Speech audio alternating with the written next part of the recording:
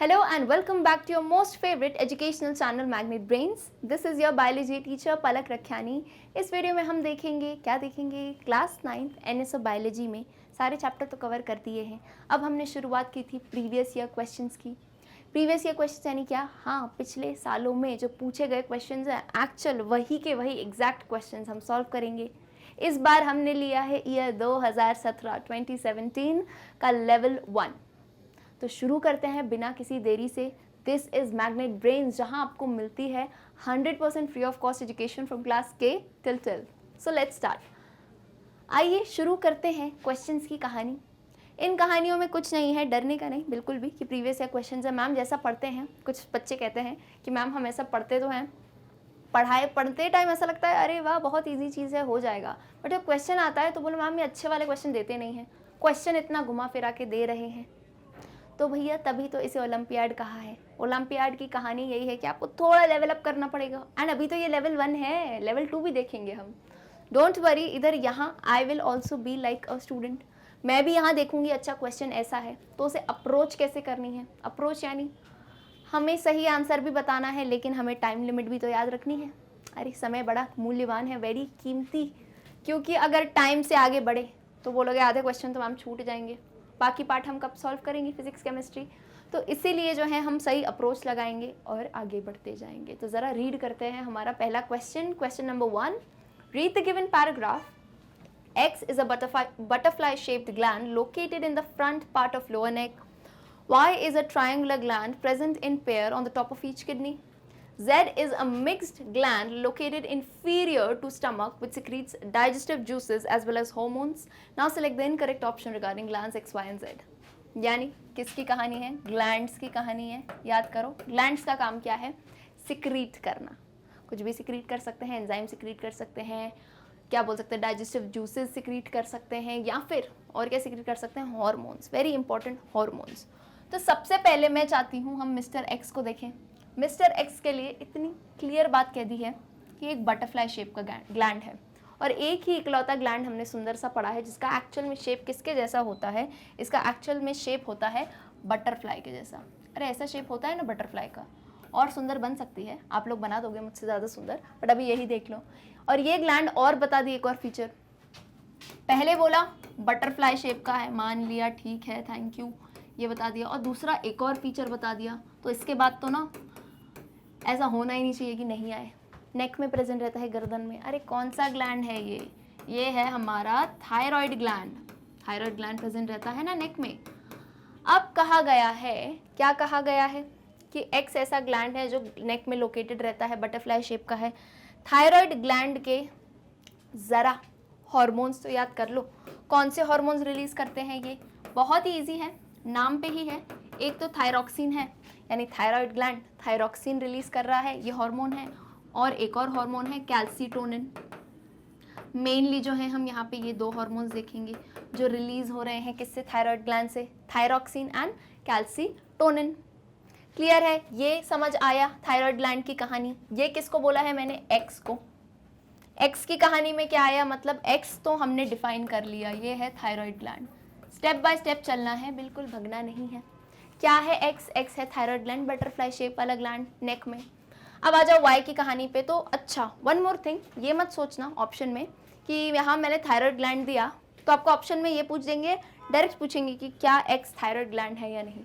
कुछ भी हो सकता है ऑप्शन में. या तो ये इसका कुछ फीचर पूछेंगे, या हार्मोन पूछेंगे, या ये कब रिलीज होता है बॉडी में. ऐसे आपको बता के नहीं रखेंगे कि हम ये पूछने वाले हैं. Anything can be asked, so it's your whole and soul duty कि आपको जो है ना कॉन्सेप्ट अपने क्लियर रखने हैं और उसकी ज़रा कहानी पे आना है. तभी तो मैं कहती हूँ टाइम मशीन अपनी रेडी रखा करो पीछे दौड़ाने के लिए. तो एक्स की कहानी तो यहाँ तक थी. अब आओ वाई पे. वाई क्या कहा है? Y is a triangular gland present in pair on the top of each kidney. अरे किडनी को याद करो.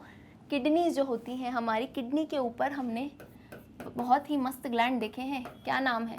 अरे मस्त क्या है इसमें बोलो मैम? कुछ नहीं, मस्त इसलिए हैं क्योंकि ये जो हार्मोन रिलीज करते हैं ना, इनका नाम इसी से रिलेटेड है. तो मुझे जो है याद करने में आसानी हो जाती है. तो बोलोगे मैम आपको भी याद करने में दिक्कत आती है. अरे तो मैं भी इंसान हूँ, आती है कभी कभार दिक्कत. बट क्या है, कोई ईजी चीज़ मिल गई तो आसान हो जाता है. और जहाँ दिक्कत आती है वहाँ तो हम जिंगल बना लेते हैं क्लियर है? तो एड्रेनल ग्लैंड है जो किडनीज के ऊपर प्रेजेंट रहता है पेयर्स में। ये क्या रिलीज करता है, कौन सा हार्मोन है ये? एड्रेनलिन हार्मोन रिलीज करता है। ये कब रिलीज करता है? कब कुछ टाइम होगा? हाँ बिल्कुल टाइम है, जब भी कोई स्ट्रेसफुल सिचुएशन आती है हमारी बॉडी में तब ये ग्लैंड जो है रिलीज होता है, एड्रेनल ग्लैंड। तो एड्रेनलिन हार्मोन है, एड्रेनल ग्लैंड है। तो कौन सा ग्लैंड है भैया? यहाँ लिख देते हैं नाम, वाई बी डिफाइंड। अब आ जाओ लास्ट वाले पे, लास्ट क्या है? जेड है ना? हाँ ये रहा। Z is a mixed gland located inferior to stomach which secretes digestive juices as well as hormones। तो इतना याद रखिए, जो हमारा पेट है, स्टमक है, उससे जो रिलीज होता है उसके पास जो ग्लैंड है, और मिक्स्ड ग्लैंड है। क्यों? क्योंकि ये हार्मोन्स तो रिलीज कर रहा है इन दोनों की तरह, लेकिन डाइजेस्टिव जूसेस, डाइजेस्टिव एंजाइम जो बहुत ज़रूरी है हमारे डाइजेस्टिव सिस्टम के लिए, जो खाना वाना खा रहे हो, जो पच रहा है, वो जो है जूसेस इसके यहाँ से ही आते हैं। मिक्स ग्लैंड तभी कहते हैं। ये कौन सा ग्लैंड है? ये तो भूलने का ही नहीं है, ये बचपन से हम पढ़ते आ रहे हैं। ये है हमारा पैनक्रियास। क्या है ये? पैनक्रियास। तो मतलब एक्स वाई जेड, एक स्टेप तो अचीव है, निकल गया। एक्स क्या है? थायराइड, वाई एड्रेनलिन, और जेड एज पैनक्रियास। तो आ जाते हैं क्वेश्चंस पे, और क्वेश्चन में भी क्या बताना है? इनकरेक्ट वाली बात बतानी है, ये नहीं कि सही दिखा और टिक करना है। गलत क्या लिखा है वो बताना है। तो आ जाइए ऑप्शन ए पे। X functions as biological clock by secreting a hormone that regulates sleep wake cycles in humans. X क्या है? एक्स है थायराइड। थायराइड का काम ये नहीं है। क्या बोला मैंने? थायराइड का काम ये नहीं है। जो एक्स ग्लैंड, ये जो बात कर रहे हैं बायोलॉजिकल क्लॉक की, ये आज जान लो, जो हमारी स्लीप और वेक साइकिल होती है। बिल्कुल लग रहा होगा हाँ मैम नींद नहीं आती है, प्रॉब्लम क्यों होती है? क्योंकि एक हार्मोन सिक्रीट होता है पीनियल ग्लैंड से। नई इन्फॉर्मेशन है अगर तो याद रखो, जिसको नहीं पता हो, पीनियल ग्लैंड्स होते हैं हमारी बॉडी में, उनसे सिक्रीट होता है एक हार्मोन जिसका नाम है melatonin hormone. Don't confuse this hormone with melanin. ये बात मैंने अभी बता दी, जहाँ कंफ्यूजन की गुंजाइश है वो मैंने बता दी। ये नाम सुना है ना, मेलेनिन। अरे ये मेलेनिन प्रोटीन होता है जिससे हमारा जो कलर रहता है, बॉडी का कलर, कोई काला है, कोई गोरा है, कोई नॉर्मल कलर का है, तो ये मेलेनिन प्रोटीन की वजह से होता है। This is different. This is, अरे मिटर जा, हाँ, दिस इज मेलेटोनिन। टीओ लगा दिया मैंने यहाँ पे। तो मेलेटोनिन हार्मोन, इस हार्मोन से क्या होता है, जो हमारी स्लीप वेक साइकिल है, सोने जगने की जो साइकिल है, वो कंट्रोल होती है। विच मीन्स दिस हार्मोन और this gland is the one that acts like a biological clock की तरह एक्ट करता है। और यहाँ उल्टी कहानी दी गई है। यहाँ कह रहे हो कि एक्स जो ग्लैंड है, हमारा थायराइड ग्लैंड है, वो फंक्शन करता है बायोलॉजिकल क्लॉक की तरफ से। तो कितनी खुशी की बात है, पहला ही ऑप्शन हमें मिल गया। बोलोगे मैम वैसे तो आपने क्रॉस लगाया, अरे तो इनकरेक्ट ही तो बताना था। This is the correct answer. और भी जल्दी से देख लेते हैं तीनों ऑप्शंस क्यों गलत हैं। इफ़ अ पर्सन, क्यों सही है, मतलब ये ऑप्शंस की बातें सही हैं बट हमें ये टिक नहीं करना। If a person is terrified और stress then gland Y releases a hormone that helps his body to adjust with the stress. तो ये भी गलत बात है। ये काम किसका होता है? ये काम हमारे थायराइड ग्लैंड का है। तो एड्रेनल ग्लैंड की तो ये बात ही नहीं है। आ जाओ, नहीं ये तो सही बात है, उल्टा बोल रही हूँ आज, है ना, आज बोलते हैं ना किसी दिन उल्टा बोलने का दिन है, तो उल्टा है मतलब हाँ सही बात है। एड्रेनल जो ग्लैंड है, एड्रेनल ग्लैंड से ही तो अभी तो बताई थी कहानी। बोलते पलक मैम आप खुद ही भूल गए, एड्रेनल बोला था ना। कब रिलीज होता है? जब स्ट्रेस होता है हमारी बॉडी में, स्ट्रेसफुल सिचुएशन है, किसी पैथोजन ने अटैक किया, तब ये ग्लैंड जो है रिलीज करता है हार्मोन। सही बात है। Gland Z secretes its hormones when blood glucose concentration is either above or below the normal reference range. Z pancreas, सही बात है। पैनक्रियास में जो हार्मोन्स रिलीज होते हैं, वो उनका काम क्या है? ब्लड का जो लेवल है, ग्लूकोज लेवल है, उसे मेंटेन करना। क्लियर? एंड लास्ट आ जाओ, abnormal secretion from gland x may lead to various disorders like exophthalmic goiter, myxedema etc. सही बात है। थायराइड ग्लैंड से थायरोक्सिन वगैरह ऊपर नीचे हो गए तो क्या हो सकती हैं ये बीमारियां, जो कि हमने देखी थी ह्यूमन हेल्थ डिजीजेज में, ये बीमारियां देखी हैं। Option A is the correct option. Clear? Let's move on to question number 2. Let's come to next question. Question number 2. Refer to the given Venn diagram and select the correct option regarding x, y and z. फिर से x, y, z की कहानी है, लेकिन यहाँ क्या difference है? यहाँ आपको दिया गया है वेन डायग्राम। अब वेन डायग्राम कैसे होते हैं देखो, ये हमने पहले MCQs में भी देखे हैं, और नहीं देखे हैं तो कोई बात नहीं, फिर से बताऊंगी मैं यहाँ पे। यहाँ ऐसे आपको ना मिक्स करे हुए सर्कल्स में या ऐसे शेप्स में आपको कुछ फीचर्स लिखे होंगे, ठीक है। पहले थोड़ा समझ लो वेन डायग्राम क्या होता है, फिर क्वेश्चन भी सॉल्व करते हैं। तो वेन डायग्राम में क्या होगा, जैसे बोलोगे ओलंपिक्स की रिंग लग रही है मैम, तो हाँ थोड़ा कह सकते हैं। ऐसी ही जॉइंट रिंग्स होंगी, जैसे ये एक सर्कल है, फिर ये एक की बाउंड्री में घुसेगा, और हो सकता है ये दोनों की बाउंड्री में हो। तो यहाँ ये रैंडमली नहीं बने हैं, है ना, इनको ये मत समझना कि इनका कोई सेंस नहीं है, सेंस होगा। मान लो अगर जैसे कि यहाँ पे कोई फीचर दिया है, इधर पे कोई फीचर दिया है कि जैसे ये ऑर्गेनिज्म है जिसमें ट्रू सीलम होगी, ये ऑर्गेनिज्म है जिसमें ट्रू सीलम होगी, ये दे दिया P। ये ऑर्गेनिज्म होगा जो होगा डिप्लोब्लास्टिक, ओके डिप्लोब्लास्टिक है, बट डिप्लोब्लास्टिक को यहाँ रखा है, मतलब एक ऑर्गेनिज्म Q को यहाँ पे रखा है। देखो P यहाँ है, Q यहाँ है। अब Q को इन्होंने यहाँ ने बना के यहाँ बनाया, क्यों? बिकॉज बाउंड्री देखो किसकी बाउंड्री में आ रहा है, मतलब Q ऐसा होगा जिसमें ट्रू सीलम भी होगा और diploblastic. This is just an example, अरे जस्ट एन एग्जाम्पल, अभी हम कोई रिलेशन नहीं निकाल रहे हैं, नहीं तो बोलोगे ऐसा तो कोई होता नहीं है, ऐसा नहीं है, मैं बस बता रही हूँ। देखो ये P है, ये Q है, एंड मान लो यहाँ पे कोई फीचर दिया हो, यहाँ का फीचर हम ले लेते हैं नोटोकॉर्ड, ठीक है, नोटोकॉर्ड हो, और यहाँ पे आप डाल दो PQR को, यानी R तीनों में आता है, R में सीलम भी होगी, नोटोकॉर्ड भी होगा, डिप्लोब्लास्टिक भी होंगे। और इन केस होता है कभी कभार इतना बड़ा सर्कल भी दिया लेता है और वहाँ लिख देते हैं कि ये होंगे मल्टी सेलुलर, यानी सबके सब क्या है, मल्टी सेलुलर हैं, ऐसे फीचर्स दे देते हैं। तो ये होते हैं वेन डायग्राम। ऐसे ही आप यहाँ देखोगे, आगे भी देखोगे, तो एक बार में समझा दिया, अब इजी हो जाएगा। तो इस वेन डायग्राम में क्या है, देखो इस वेन डायग्राम में आपको दिया है पहला feature cell wall is present, one feature is cell wall is present, another is saprophytic mode of nutrition is present, and last one is organized nucleus is present. तो हमें कहाँ ध्यान देना है, सबसे पहले शुरुआत करो X से। कहाँ से शुरुआत करते हैं, X से कर लेते हैं, ठीक है, X से करते हैं। X में क्या दिया है, देखो X किसकी बाउंड्री में आता है, आपको बाउंड्रीज अच्छे से देखनी पड़ेंगी। X मैं यहाँ देख रही हूँ, इस बाउंड्री में आ रहा है, ओके, इस बाउंड्री, यानी ये किसकी बाउंड्री है, सैप्रोफिटिक मोड ऑफ न्यूट्रिशन की बाउंड्री। यानी X ऐसा कोई ऑर्गेनिज्म होगा जिसमें कैसा मोड है न्यूट्रिशन का, सैप्रोफिटिक, और X किस में आ रहा है, सेल वॉल इज प्रेजेंट वाले फीचर में भी। ये देखो ना, ये बाउंड्री आ रही है, तो दूसरा फीचर क्या है, सेल वॉल इज प्रेजेंट वाला फीचर, ठीक है भैया। यानी अच्छा एक चीज सुनो, ये वाली बाउंड्री तक X नहीं आ रहा है, ये ध्यान देना, इस वाली बाउंड्री तक X जो है वो नहीं आ रहा है, क्लियर है। यानी X कहाँ आया, cell wall is present and saprophytic mode of nutrition. तो जल्दी से इधर आओ और बताओ, न्यूट्रिशन हमें पता है क्या होता है, जो इनटेक करते हैं हम न्यूट्रिशन, क्यों, ताकि ऑर्गेनिज्म जीवित रह पाए, ओके, जो भी अपनी एक्टिविटीज़ हैं लाइफ की, मेटाबॉलिज्म है, वो सब चला पाए। तो अलग अलग टाइप के न्यूट्रिशन हमने देखे हैं मोड्स, कुछ देखे हैं ऑटोट्रॉफिक, ऑटोट्रॉफिक यानी क्या, वो जो अपना खाना खुद बनाएंगे। कुछ होते हैं हेटेरोट्रॉफिक, हेटेरोट्रॉफिक कुछ काम नहीं, उन्हें सजी सजाई थाली चाहिए, जैसे हम होते हैं, हमें क्या चाहिए, बिल्कुल प्लेट बनी हुई है और ऐसा खाना हमें दे दो। तो हेटेरोट्रॉफिक में ही एक टाइप ऑफ न्यूट्रिशन आता है जिसका नाम है क्या, अरे पीछे ही जो नाम देखा, saprophytic, saprophytic mode of nutrition कहा था ना। तो what is saprophytic mode of nutrition, very very simple.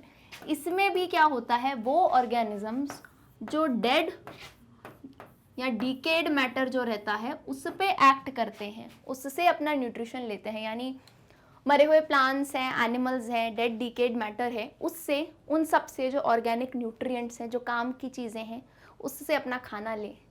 Those are saprophytic organisms और that kind of nutrition is known as saprophytic mode of nutrition.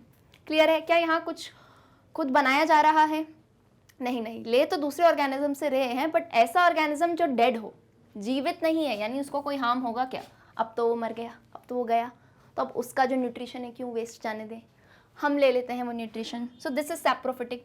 तो कौन सा है, एक्स की बात है, एक्स के लिए कहा सैप्रोफिटिक मोड ऑफ न्यूट्रिशन है, और दूसरी बात क्या थी, सेल वॉल प्रेजेंट है। क्या बोला है, सेल वॉल प्रेजेंट है, और क्या है, सैप्रोफिटिक जो मोड ऑफ न्यूट्रिशन है इनका। ठीक है भैया, मान लेते हैं। अब एक चीज़ ज़रा याद करो, एक चीज़ क्या याद करो, सैप्रोफिटिक मोड ऑफ न्यूट्रिशन और cell wall. Saprophytic mode of nutrition plants तो नहीं करेंगे, यानी ये आगे तक की बात नहीं है, ये थोड़ी पीछे वाली ही बात है।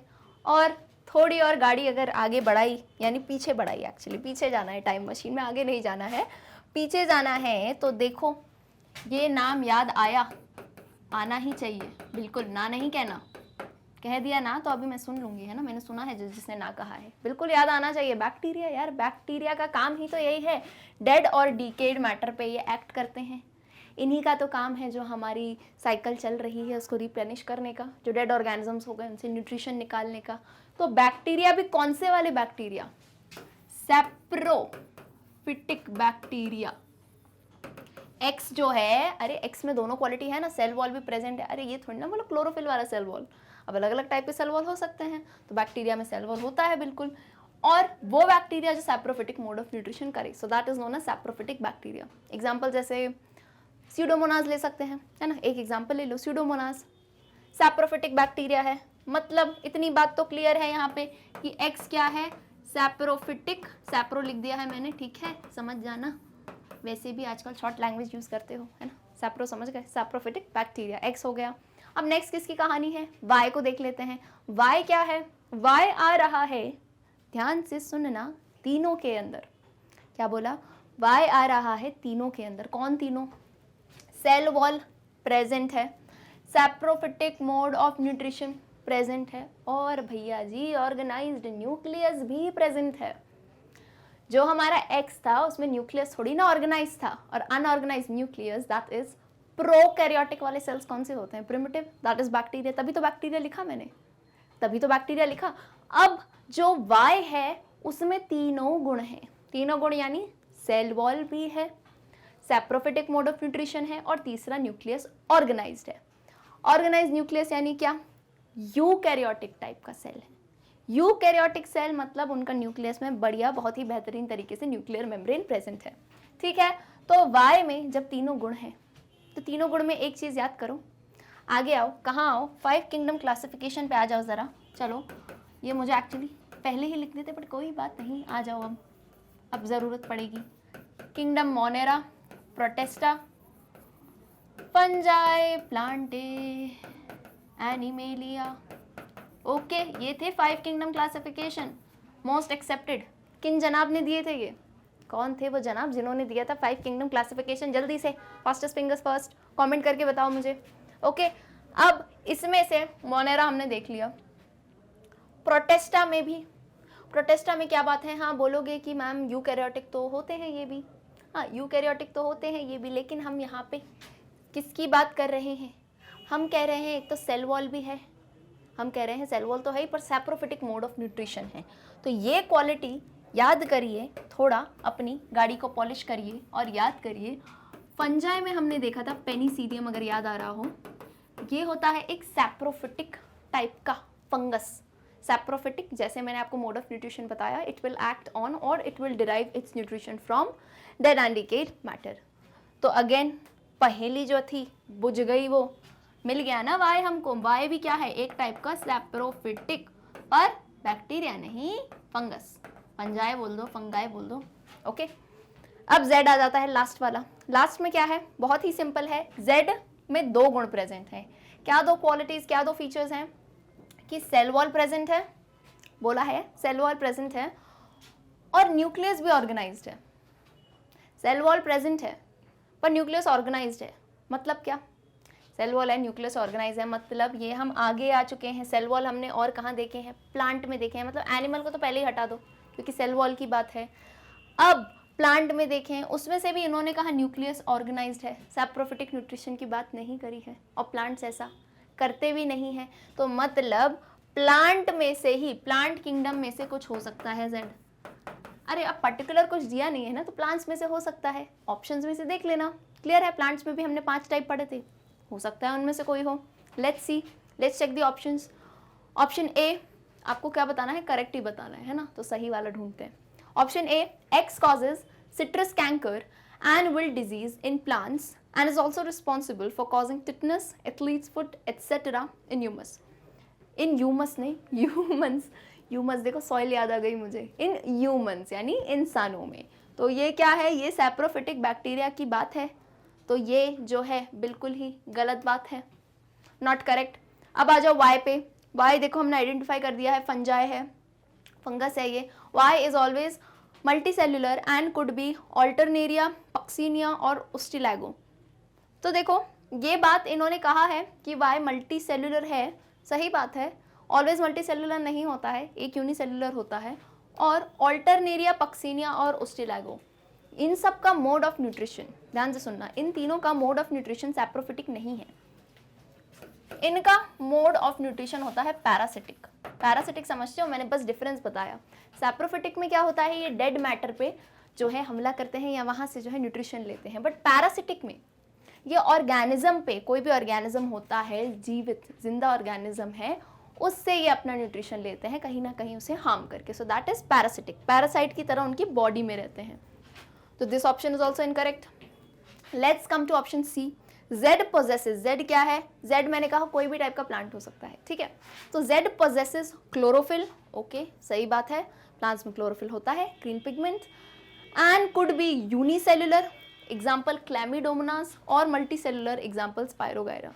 अब स्पायरोगायरा, क्लैमिडोमोनास ये क्या है, एक टाइप के, ये है एल्गी।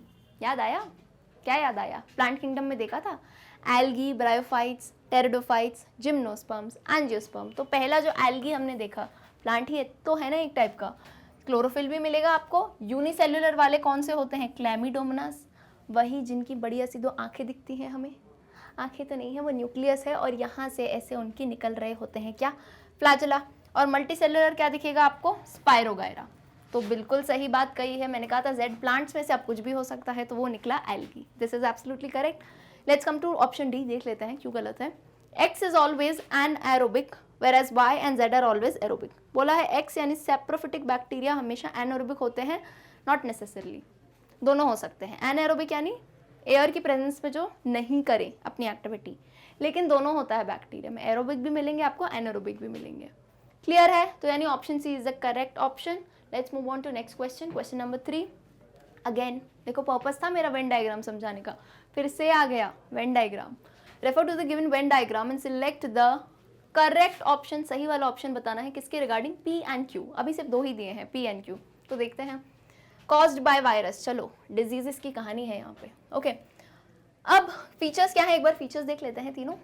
कॉज्ड बाय वायरस पहला फीचर है, communicable disease transmitted through vector, और ये क्या है, कॉज्ड बाय प्रोटोजोन, ओके।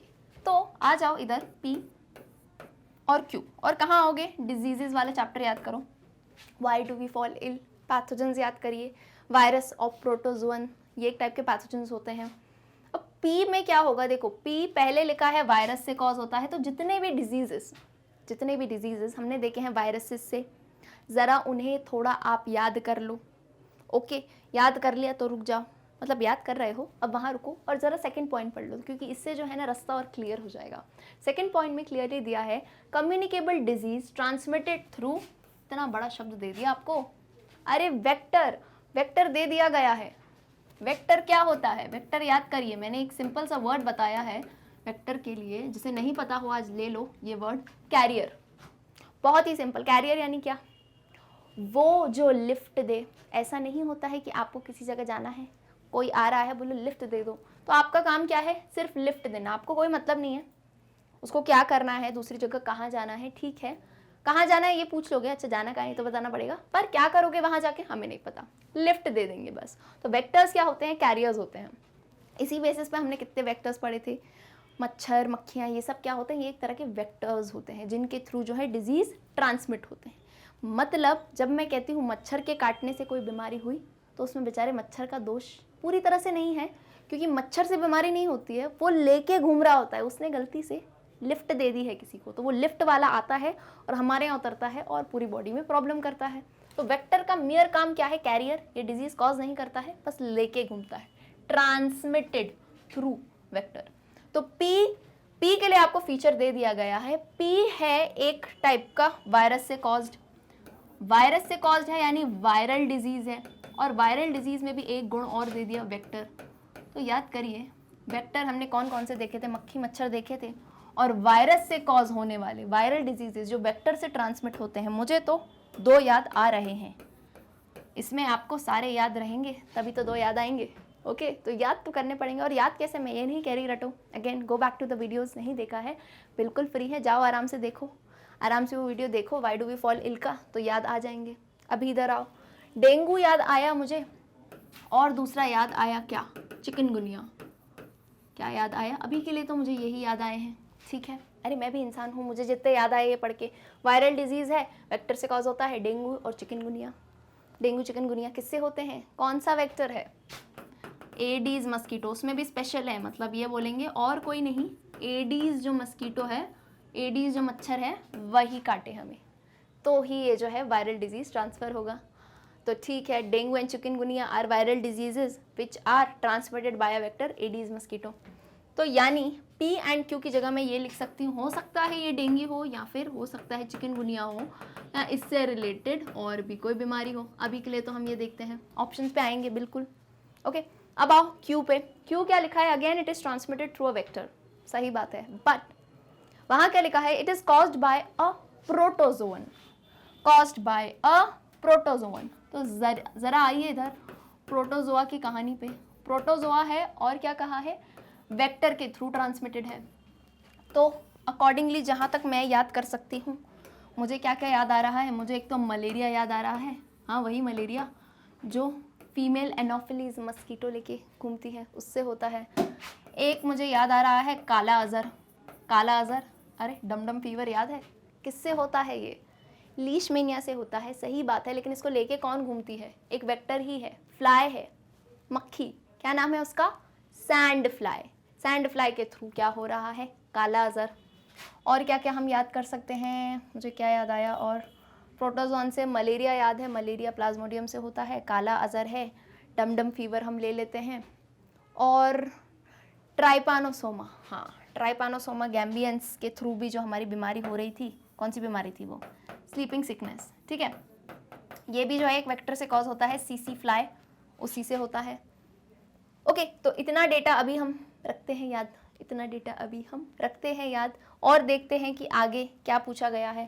यहाँ मैं मलेरिया लिख देती हूँ, मलेरिया, काला अजर, अभी तो ये 2 लिख रहे हैं, फिर आगे देखते हैं क्या बोलते हैं ऑप्शन में। ओके हमारा काम यहाँ तक था कि हमने यह पहचाना, अब आगे का काम ऑप्शन से देखते हैं। Option A says we have to select the correct option. Okay so option A says Q could be a disease that is commonly treated by a drug obtained from bark of cinchona tree। क्या बोला है, Q could be a disease that is commonly treated by drug obtain from bark of cinchona tree. इतना easy, इतना अच्छा example दिया है। Q क्या है, अब क्यू मैंने कहा इनमें से कुछ भी हो सकता है, तो इतना याद रखो, सिंचोना ट्री की बार्क से सबसे इजीली एक बीमारी है, काफ़ी लोगों को हो चुकी है, मलेरिया। मलेरिया जो होता है बहुत ही ईजीली, सिंचोना एक पेड़ है, उसका जो बार्क होता है ना, उस बार्क से एक ड्रग ऑब्टेन होता है, उससे जो है मलेरिया आसानी से ट्रीट हो सकता है, विच means this is the correct option, सही है ये। बट क्या जो मेरे साथ पढ़ते हैं वो बोलेंगे कि मैम ये टिक करके आगे बढ़ो, बिल्कुल नहीं, जवाब लिखा आएगा no ma'am, not at all. हम सारे ऑप्शंस चेक करेंगे, हो सकता है कोई मोर करेक्ट हो या फिर ऑल ऑफ दीज भी हो। Okay so let's come to option B. P could be a fever which is transmitted by the bite of Aedes aegypti mosquito that bites during daytime। तो P क्या है, P मैंने कहा या तो dengue होगा या chikungunya. It is a fever, हाँ it is a type of fever, dengue और चिकनगुनिया का जो मेजर सिम्टम आप कहते हो, it is a type of a fever, fever ही होता है, उसमें बुखार आता है, और किससे ट्रांसफ़र होता है, by the bite of Aedes aegypti mosquito. Clear है, सही बात है, चलो तो यानी ये ऑप्शन भी सही है। आ जाओ ऑप्शन नंबर सी पे। P could be a disease characterized by severe joint pain and sudden onset of high fever, whereas Q could be dum-dum fever और sleeping sickness। तो P के लिए क्या कहा है, severe joint pain होता है और fever, जैसे बात करी किसमें, डेंगू और चिकनगुनिया में। On the other hand Q के लिए हमने अभी लिखा काला अजर कह लो या डमडम फीवर, और या फिर स्लीपिंग सिकनेस भी ये हो सकता है, इन दोनों में से। तो यहाँ काला अजर है, स्लीपिंग सिकनेस पीछे बताया था, यानी ये ऑप्शन भी करेक्ट है। तो समझ रहे हो कि नहीं, option D will be the correct answer, all of these, ये तीनों पॉइंट्स बिल्कुल सही हैं। Okay so let's move on to next question. Question number 4, refer to the given flow chart and select the correct option regarding P, Q, R and S। अब अगेन हमें correct option select करना है, but अब किसकी कहानी है, Venn diagram दिखा दिया, ओके वेन डायग्राम बोला हो गया। अब आप फ्लो चार्ट पे नई नई चीज़ें हमारे लिए ला रहे हैं, कभी वेन डायग्राम ला रहे हैं, कभी फ्लो चार्ट ला रहे हैं, कभी डायग्राम्स ला रहे हैं। तो अब फ्लो चार्ट की कहानी में क्या होता है, तो देखो फ्लो चार्ट की कहानी बड़ी आसान है। फ्लो चार्ट आपको पता है, फ्लो करती हैं चीज़ें। फ्लो यानी आपको ऐसे एरोज दिखेंगे, ऊपर नीचे आगे पीछे, उनका कोई रिलेशन है, उन रिलेशन में कहीं येस लिखा होगा, अगर येस लिखा होगा तो नीचे आओ, एक और फीचर दिया है येस नो करके आपको जो है आंसर तक पहुंचना है। तो ये वाला क्वेश्चन सॉल्व करते हैं, समझ आ जाएगा फ्लो चार्ट को कैसे सॉल्व किया जाता है। वाह, चलो पहला पॉइंट पढ़ते हैं। क्या है पहला पॉइंट, इधर ये वाले बॉक्स से स्टार्ट करते हैं, बताती हूँ कैसे भी सॉल्व कर सकते हो। देखो इसमें ऐसा कुछ नहीं है कि मैम ने कहा इधर ही जाना है, जैसे मुझे मज़ा आया मैं वहाँ से सॉल्व करूँगी। पहले मैंने ये फर्स्ट वाला पॉइंट देखा, फर्स्ट वाले पॉइंट में क्या लिखा है, it is a traditional irrigation method. आ गया समझ मैम, कहाँ की कहानी है ये कहानी आ गई हमारी improvement in food resources, irrigation system, पानी देने वाले सिस्टम की कहानी है। तो ज़रा टाइम मशीन ले जाइए, ले गए, ओके। अब इरीगेशन मेथड में क्या है, यहाँ अब दो आपको ऐसे हाथ दिख रहे हैं, एक हाथ नीचे जा रहा है, एक हाथ यहाँ जा रहा है। तो अब आपकी मर्जी है, आपको पहले नो वाला करना है या यस वाला। तो मेरा मन तो ये करता है कि यस वाला कर लेते हैं, ठीक है। चलो यस पे पहले जाते हैं। तो it is a traditional irrigation method, yes. Traditional मतलब जो कन्वेंशनली इरिगेशन मेथड यूज़ आते हैं, बहुत ही हाई टेक्नोलॉजी से पहले वाले, उसकी बात है, ओके। अब उसमें दूसरा पॉइंट क्या दिया है, उसमें लिखा है it works on pulley system. कौन सा सिस्टम, पुली देखा है आपने, ऐसा एक सर्कल टाइप का होता है, सर्कल टाइप का होता है, साइकिल टाइप का, रिंग टाइप का, उसमें से क्या होता है, उसमें से ऐसे जो है अपन क्या कहते हैं, रोप लगी हुई है, रस्सी लगी हुई है, और वहाँ से पुल करके, पुली सिस्टम होता है, वो पुल करके उस सिस्टम से इरिगेशन हो रहा है, यानी पानी दिया जा रहा है, फील्ड में पानी ले रहे हैं और उसी सिस्टम से जो है इरिगेशन करा जा रहा है। It works on pulley system. अब यहाँ राइट साइड में दिया गया है yes, yes it works on pulley system, and then एक आपको वेरिएबल दे दिया पी, कि ये अनजान पी है और हमारा काम यही है कि इसको बताना है क्या है पी। तो अब ध्यान से सुनो, जो ऐसा ट्रेडिशनल इरिगेशन मेथड है विच वर्क्स ऑन पुली वाला सिस्टम, ओके, पुली सिस्टम जिसमें वर्क करता है उसे हम कहते हैं मोट सिस्टम ऑफ इरिगेशन। क्या कहते हैं, मोट सिस्टम ऑफ इरिगेशन है, जिसमें पुली का इस्तेमाल किया जाता है इरिगेशन करने के लिए, यानी वाटरिंग करने के लिए फील्ड के। नेक्स्ट आ जाओ, ये एक समझ आई चीज़, यानी इधर हमने येस कर दिया, अब नीचे आओ नो करना है। इन्होंने बोला नहीं, पुली सिस्टम पे वर्क नहीं करता है, ये एडवांस वाला, ये किस में वर्क करता है, it works on lever system. कौन सा सिस्टम है, लिवर, अरे ये वाला लीवर नहीं, बॉडी वाला, LIVER नहीं, LEVER, लिवर सिस्टम पे ये वर्क करता है। लिवर सिस्टम पे जो वर्क करता है उसको हम कहते हैं, बहुत ही फनी सा नाम है इसका, ढेकली, यही नाम है इसका, ढेकली सिस्टम है, ढेकली सिस्टम ऑफ इरिगेशन। तो समझ गए मैम, ये इंडिया वाले ही सिस्टम है, इनके नाम भी ऐसे ही हैं। तो क्यों क्या आ गया, this is dhekli system of irrigation. ढेकली का क्या मतलब है, ढेकली यानी लीवर, लीवर यूज़ किया जाता है, लीवर के थ्रू, उसकी मदद से जो है क्या करते हैं, लीवर के जो लिवर पुलिंग है, या जैसे भी ये मेथड वर्क करता है लिवर के थ्रू, उसी मेथड से जो है इरिगेशन होता है, किसका, हमारे जो क्रॉप्स हैं।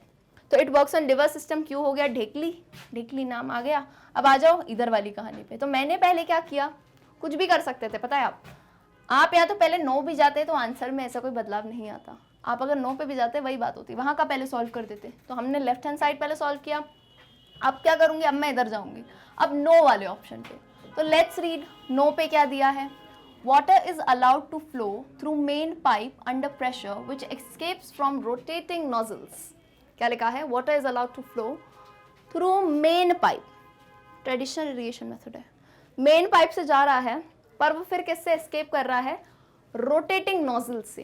तो रोटेटिंग ऐसे घूमता हुआ नोजल्स याद आ रहे हैं, और याद नहीं भी आए ना तो जिसने भी फील्ड्स देखे होंगे उस अच्छे से याद आ जाएगा। क्या होता है फील्ड में यूजुअली, और इवन ये तो अपने गार्डन्स वगैरह में भी देखा होगा, किसी बहुत बड़े बड़े गार्डन्स होते हैं तो क्या करते हैं, बीच में ऐसा एक सिस्टम रखा जाता है, पानी का पाइप रहता है, और उसके चारों तरफ ऐसे नोजल्स हैं, नोजल्स होल्स खुले रहते हैं जैसे, और चारों तरफ से बढ़िया पानी आ रहा है, बहुत मज़ा आता है देख के, और वो रोटेट भी होता है। वो क्या होता है, ऐसे ऐसे रोटेट होता है, तो हर जगह जो है पानी जाता है, क्रॉप जितने भी क्रॉप्स फैले हुए हैं हर जगह जाएगा। तो दैट इज, इस सिस्टम को हम क्या कहेंगे, ये है हमारा आर नाम दिया है, बहुत ही सिंपल नाम है। ये है हमारा sprinkler system of irrigation. Sprinkler use होता है जब इरिगेशन में। स्प्रिंकलर याद आ रहा है ना, क्या बोला, जो मेन पाइप है और अलग अलग नोजल्स हैं और वो रोटेट करता है, उन नोजल से पूरी जगह जो है पानी जा रहा है। स्प्रिंकलर सिस्टम में छोटी सी प्रॉब्लम रहती है कि पानी जो है ना, इसमें वेस्ट ज़्यादा हो जाता है। वेस्ट कैसे, कभी कभार वाटर लॉग हो जाता है, क्योंकि क्या है, पूरी जगह वो ऐसे घूम रहा है। अब पर्टिकुलर ऐसा तो नहीं है आपने रूट के ऊपर लगा दिया और सिर्फ वहाँ जा रहा है, कुछ कुछ बीच में खाली स्पेस भी होंगे, वहाँ भी पानी जा रहा है जहाँ ज़रूरत नहीं हो। तो स्प्रिंकलर सिस्टम का एक छोटा सा डिसएडवांटेज है, बाकी तो बढ़िया है, कोई दिक्कत नहीं। अब आओ नेक्स्ट पे, नो वाली बात है। नो यानी ये नोजल्स वाली कोई बात नहीं है, नोजल्स वोजल्स नहीं है इनमें। अब नेक्स्ट आ जाओ, क्या लिखा है, water is delivered near root zone of plants drop by drop. वही बात हो गई जो मैंने कह दी, ये वाला मैं बता देती हूँ। स्प्रिंकलर समझ गए होगे, ड्रिप सिस्टम भी बहुत ही एक बढ़िया टाइप का सिस्टम है। क्यों बढ़िया है, तो देखो इसमें ना सबसे कम जो है वाटर लॉस बहुत ही कम होता है। क्या होता है, जैसे मान लो कि यहाँ पे जो है आपका क्रॉप है, ठीक है, यहाँ पे आपका क्रॉप है, अभी मान लो, अब हंसना मत है ना, बोलोगे ये क्रॉप है, तो यहाँ पे आपका जो क्रॉप है, 2-3 क्रॉप्स लगा देती हूँ मैं, चलो ठीक है, 2-3 क्रॉप्स हैं। अब ड्रिप सिस्टम में क्या होता है, यूजुअली एक मेन पाइप आता है, एक पाइप आता है, इसके ऊपर से लगाया जाता है, ओके, पाइप आता है, और इस पाइप का काम पता है क्या है, इस पाइप में एग्जैक्टली उसी जगह होल रहते हैं जहाँ पे ये क्रॉप प्रेजेंट रहता है, जहाँ उसकी रूट्स रहती हैं। यानी यहाँ पे क्रॉप है तो एग्जैक्टली यहाँ पे होल, यहाँ क्रॉप है यहाँ होल, यहाँ क्रॉप है यहाँ होल। अब ऐसे मान लो पूरी अंदर लाइन बना लो, तो एग्जैक्टली ड्रिप सिस्टम से क्या है, पानी एग्जैक्टली इस क्रॉप की रूट्स पे आ रहा है, एग्जैक्टली कोई पानी इधर या उधर वेस्ट नहीं हो रहा है, जस्ट लाइक इन स्प्रिंकलर में। अनलाइक इन स्प्रिंकलर, यहाँ पे ड्रिप में एग्जैक्टली जो है रूट्स तक पानी आ रहा है। तो ड्रिप सिस्टम में क्या समझे, ड्रिप सिस्टम में वाटर का वेस्टेज थोड़ा कम हो रहा है कंपैरेटिवली, इसे हम और बेटर मानते हैं स्प्रिंकलर से। क्लियर है, तो समझे क्या, एस कौन हो गया, एस हो गया हमारा, नीचे तक ले जाते हैं, क्या है, हाँ ड्रिप सिस्टम। ड्रिप सिस्टम है, अब समझ गए क्या है ये। ट्रेडिशनल इरिगेशन हमने देख लिया, हाँ ये ट्रेडिशनल है। स्प्रिंकलर और ड्रिप ट्रेडिशनल नहीं है, एडवांस्ड हैं दोनों। क्लियर, तो ये जब आपने ढूंढ निकाले हैं तो आ जाइए, क्या पूछते हैं ऑप्शंस में, देखते हैं। ऑप्शन ए लिखा है, करेक्ट ही बताना है ना, करेक्ट वाली बात बतानी है। ए में लिखा है P could be dhekli while whereas Q could be chain pump. P तो मोड सिस्टम है भैया, हमने कहा था क्यू ढेकली है, इन्होंने कह दिया पी ढेकली है। नो नो, गलत बात है। अब आ जाओ बी पे, S minimises wastage of water by minimising evaporation and run off. क्या लिखा है, एस, एस जो है ड्रिप सिस्टम है, ड्रिप सिस्टम के लिए लिखा है it minimises wastage of water by minimising evaporation and run off. अभी मैंने एक फीचर कह दिया और वही आ गया सही में। क्या फीचर है, मैंने क्या बोला, रन ऑफ यानी जो पानी बह के जो निकल जाता है उससे, और क्या है, अगर स्प्रिंकलर में बहुत सारा मैंने कहा ना पानी जो बच जाता है ऊपर ऊपर तो इवेपोरेट हो जाएगा ज़्यादा, तो उस चीज़ को एस यानी ड्रिप सिस्टम बचाता है, बिकॉज डायरेक्टली जो है पानी कहाँ जा रहा है, रूट्स पे जा रहा है। तो this is absolutely correct, but still we will check other 2 options. R is effective in case of plants growing in both marshes and saline soil. R क्या है, R is sprinkler। तो स्प्रिंकलर की कहानी मैं बता दूं, स्प्रिंकलर यूजुअली कहाँ effective होता है, स्प्रिंकलर सेलाइन नहीं but Sandy soils. Sandy soil यानी वो ऑर्गेनिज्म जो यूजुअली सैंडी सॉइल कहाँ मिलती है, डेजर्ट रीजन्स में मिलती है ना, जीरोफिटिक कंडीशंस जहाँ होती है, ओके, जीरो वो वाला जीरो नहीं, XERO, जीरोफिटिक कंडीशंस जहाँ मिलती हैं वहाँ के प्लांट्स के लिए सबसे बेस्ट रहता है कौन सा सिस्टम, स्प्रिंकलर सिस्टम। जैसे क्या हो गए, यूकैलिप्टस वगैरह हो गए, इन सब के लिए बेस्ट है। तो यानी मार्शिस की बात नहीं है, सेलाइन सॉइल की बात नहीं है, अनइवन एरियाज में ये बेस्ट रहता है। तो which means this option is incorrect. Last देख लो, P and Q are related with generation of hydro electricity whereas R and S are related to mitigation of drought. तो P and Q moat system dhekli और ये सब, तो देखो hydro electricity के generation से यहाँ कोई रिलेशन नहीं है, यहाँ इन सब का मेन काम है क्या करना, इरिगेशन करना, दैट टू वाटर प्रोवाइड करना, और जो है पानी की कमी, जो ड्रॉट है, जो पानी की कमी है उसको पूरा करना। तो ये ऑप्शन भी इनकरेक्ट है, हाइड्रो इलेक्ट्रिसिटी का इधर कोई रिलेशनशिप नहीं है।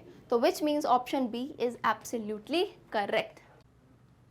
Question number 5. Read the characteristics given below and select the option that correctly matches these animals with their characteristics stated. तो अब क्या बोला, अलग अलग चीज़ें देख रहे हैं तो डायग्राम्स को कैसे भूल सकते हैं। मतलब सच में समझ लो कि 2017 ये जो प्रीवियस ईयर है इसमें जो सवाल पूछे गए हैं हर टाइप के हैं। आपको फ्लो चार्ट दिया है, आपको वन डायग्राम दिया है और आपको दे दिए गए हैं डायग्राम की कहानी समझो। बायोलॉजी में मैं हमेशा कहती हूँ चलो कॉन्सेप्ट्स तो क्लियर होने चाहिए, अच्छी बात है, और कुछ मेन चीज़ें हैं जो हमें कहीं ना कहीं समझ के याद करनी होती हैं, समझ के याद करनी होती हैं। कौन सी चीज़ें? एक तो हो गए एग्जाम्पल्स जो आते हैं, क्योंकि क्वेश्चंस आपने देखे हैं डायरेक्टली एग्जाम्पल्स के ऊपर पूछ लेते हैं। दूसरा क्या? दूसरा है ये डायग्राम्स कौन सा किसका है, बिल्कुल मुँह ज़बानी बोलते हैं ना, याद होना चाहिए। एंड तीसरा है इन्हीं डायग्राम्स की लेबलिंग।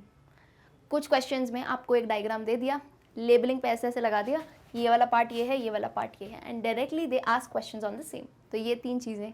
तो यहाँ कहानी किसकी है? दूसरी वाली कहानी है। डायग्राम्स पता होना चाहिए, XYZ लिख दिया, आपको नाम भी नहीं बताया, सिंपली ये कीड़े डाल दिए और आपको बस पूछे हैं क्वेश्चंस। तो डोंट वरी, हमने तो देखे हैं तो हमें प्रॉब्लम नहीं आएगी। हमें क्या करना है, हमें जो कैरेक्टरिस्टिक्स हैं नीचे पढ़ने हैं और इस बेसिस पे हमें क्या करना है, इसी क्वेश्चन में यहाँ पे जैसे X आइडेंटिफाई करो, Y को आइडेंटिफाई करो, Z को करो, और इनके कुछ कुछ पॉइंट्स दिए हैं। आपको बताना है कौन सा पॉइंट करेक्ट बैठता है, कौन सा पॉइंट किस पे करेक्ट बैठता है, और ऑप्शन सेलेक्ट कर लेना। ठीक है, तो सारा काम हमें यही करना है एंड लास्ट में जाके बस मैच करना है। ऑलराइट, तो which means they have given things according to the animal kingdom, जो हमने एनिमल किंगडम में देखी हैं, फीचर्स देखे हैं, सीलम देखा है, जर्म लेयर्स देखी हैं, और क्या क्या देखा है हमने, कितनी सारी चीज़ें देखी है, ऑर्गन्स देखे हैं, एक्सक्रीटरी ऑर्गन है, कितने सारे टाइप के ऑर्गन्स हैं, तो वो थोड़ा याद करते हुए हम चलेंगे। आ जाओ फर्स्ट वाले को देखो। पहले तो ये काम करा करो, डायग्राम को अच्छे से स्टडी करो और देखते ही बता दो कौन सा डायग्राम क्या है, विदाउट वेस्टिंग एनी टाइम। तो मैं बता देती हूँ, एक्स जो दिख रहा है, एक्स का स्ट्रक्चर कैसा दिख रहा है? क्या इसकी बॉडी टेपर्ड है, टेपरिंग बॉडी दिख रही है? जब टेप मैं कहती हूँ तो कौन सी चीज़ याद आएगी, बोलो मैम? हमें तो याद आता है टेप वॉर्म। हमें क्या याद आ रहा है? Tape warm. अब टेप वॉर्म की कहानी क्या है? टेप वॉर्म कहाँ से आता है? अरे कहाँ से आता है बोलोगे मैम? घर से आता है। अरे टेप वॉर्म कहाँ से, मतलब कौन से वाले फाइलम में आता है? टेप वॉर्म का साइंटिफिक नाम हम क्या कहते हैं? टीनिया। Okay, Taenia solium. अब ये जो टेप वॉर्म है ये किस में आता है? ये आता है, कौन सा डिवीजन है हमारा? प्लैटीहेल्मिन्थिस। प्लैटीहेल्मिन्थिस में हमने क्या देखे हैं? फ्लैट वॉर्म्स देखे हैं, तो उसी में से एक ये है टेप वॉर्म, टीनिया। तो what we have to remember over here is, यहाँ पे जो आपको फीचर्स दिए हैं अब अलग से तो नहीं है, आप हर ऑर्गेनिज्म के याद करो। बोलोगे मैम टेप वॉर्म का तो पढ़ा नहीं था। अरे इतना तो पढ़ा है, टेप वॉर्म आता किस में है? आता है प्लैटीहेल्मिन्थिस। इन सब के फीचर्स तो हमने देखे हैं, तो इन सब में कहाँ डालोगे प्लैटीहेल्मिन्थिस को? तो आइए, बिल्कुल आइए, गाड़ी कहाँ लेके आएंगे आप? देखो प्लैटीहेल्मिन्थिस, इजी चीज़ें पहले देखते जाओ। टिश्यू सिस्टम होता है ऑर्गेनाइजेशन का, ऑर्गेनाइजेशन यानी जो बॉडी ऑर्गेनाइजेशन है, टिश्यू लेवल रहता है, which means the cells which perform the same function they have been termed into tissues में उनको बना दिया गया है। एक तो ये वाला सिस्टम है। दूसरा क्या कह सकते हैं? दूसरा ये होते हैं एसीलोमेट। एसीलोमेट यानी सीलम प्रेजेंट नहीं रहता। सीलम क्या होती है? Body cavity. बॉडी कैविटी इसमें नहीं होती है। नेक्स्ट हम आ जाते हैं, नेक्स्ट हम कौन से फीचर पे आते हैं? नेक्स्ट हम आते हैं हमारी जर्म लेयर्स पे। जर्म लेयर्स यानी एम्ब्रियोनिक लेयर यहाँ पे कौन सी प्रेजेंट रहती है? एम्ब्रियोनिक लेयर जब हम प्लैटीहेल्मिन्थिस यानी फ्लैट वॉर्म्स की बात करते हैं तो यहाँ आपको देखने को मिलेगी डिप्लोब्लास्टिक। डिप्लोब्लास्टिक यानी क्या? डिप्लोब्लास्टिक यानी यहाँ पे जो है आपको मेनली दो जर्म लेयर्स देखने को मिलेंगी। देखो यहाँ आपको दिए हैं यही वाले फीचर्स, आपको दिया है कि सीलम प्रेजेंट है या एब्सेंट है, इन डिप्लोब्लास्टिक हैं, ट्रिप्लोब्लास्टिक हैं, कैसे हैं। ओके, क्वेश्चन समझ रहे हो कि नहीं? ये फीचर्स क्यों बता रही हूँ? ताकि जो है आप यहाँ पे आंसर दे पाओ।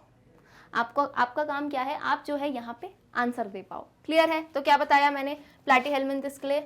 प्लैटीहेल्मिन्थिस टिश्यू सिस्टम है, ऑर्गेनाइजेशन एसीलोमेट है, और ये क्या होते हैं? डिप्लो नहीं, ट्रिप्लोब्लास्टिक। 3 लेयर्स रहती हैं, ट्रिप्लोब्लास्टिक रहते हैं, डिप्लोब्लास्टिक नहीं है। कैसे होते हैं ये? ट्रिप्लोब्लास्टिक होते हैं। अरे यहीं से तो शुरुआत हुई थी ना 3 वाली जर्म लेयर्स की। क्लियर है? तो ये क्या हो गए? प्लैटीहेल्मिन्थिस। टेपवर्म जो हमने देखा टीनिया का। तो अब मैंने जो फीचर्स बताए मैं एक एक साथ चलती जाऊंगी। पहले एक्स लेंगे, एक्स के फीचर्स पहले पढ़ लो, एक्स के फीचर्स पहले देख लो, फिर ही आगे बढ़ेंगे। अब एक्स में सबसे पहला feature tissue level of organisation, यहाँ तो कहीं नहीं दिख रहा, कोई बात नहीं। पहला फीचर यहाँ लिखा है सीलम एब्सेंट। सीलम एब्सेंट यानी क्या, एब्सेंट लगा दो, ए सीलम लिख दो, एक ही बात है। यहाँ क्या लिखा था मैंने, ए सीलोमेट लिखा था, विच मीन्स कि सीलम जो होता है एब्सेंट होता है इनमें, तो सही बात है।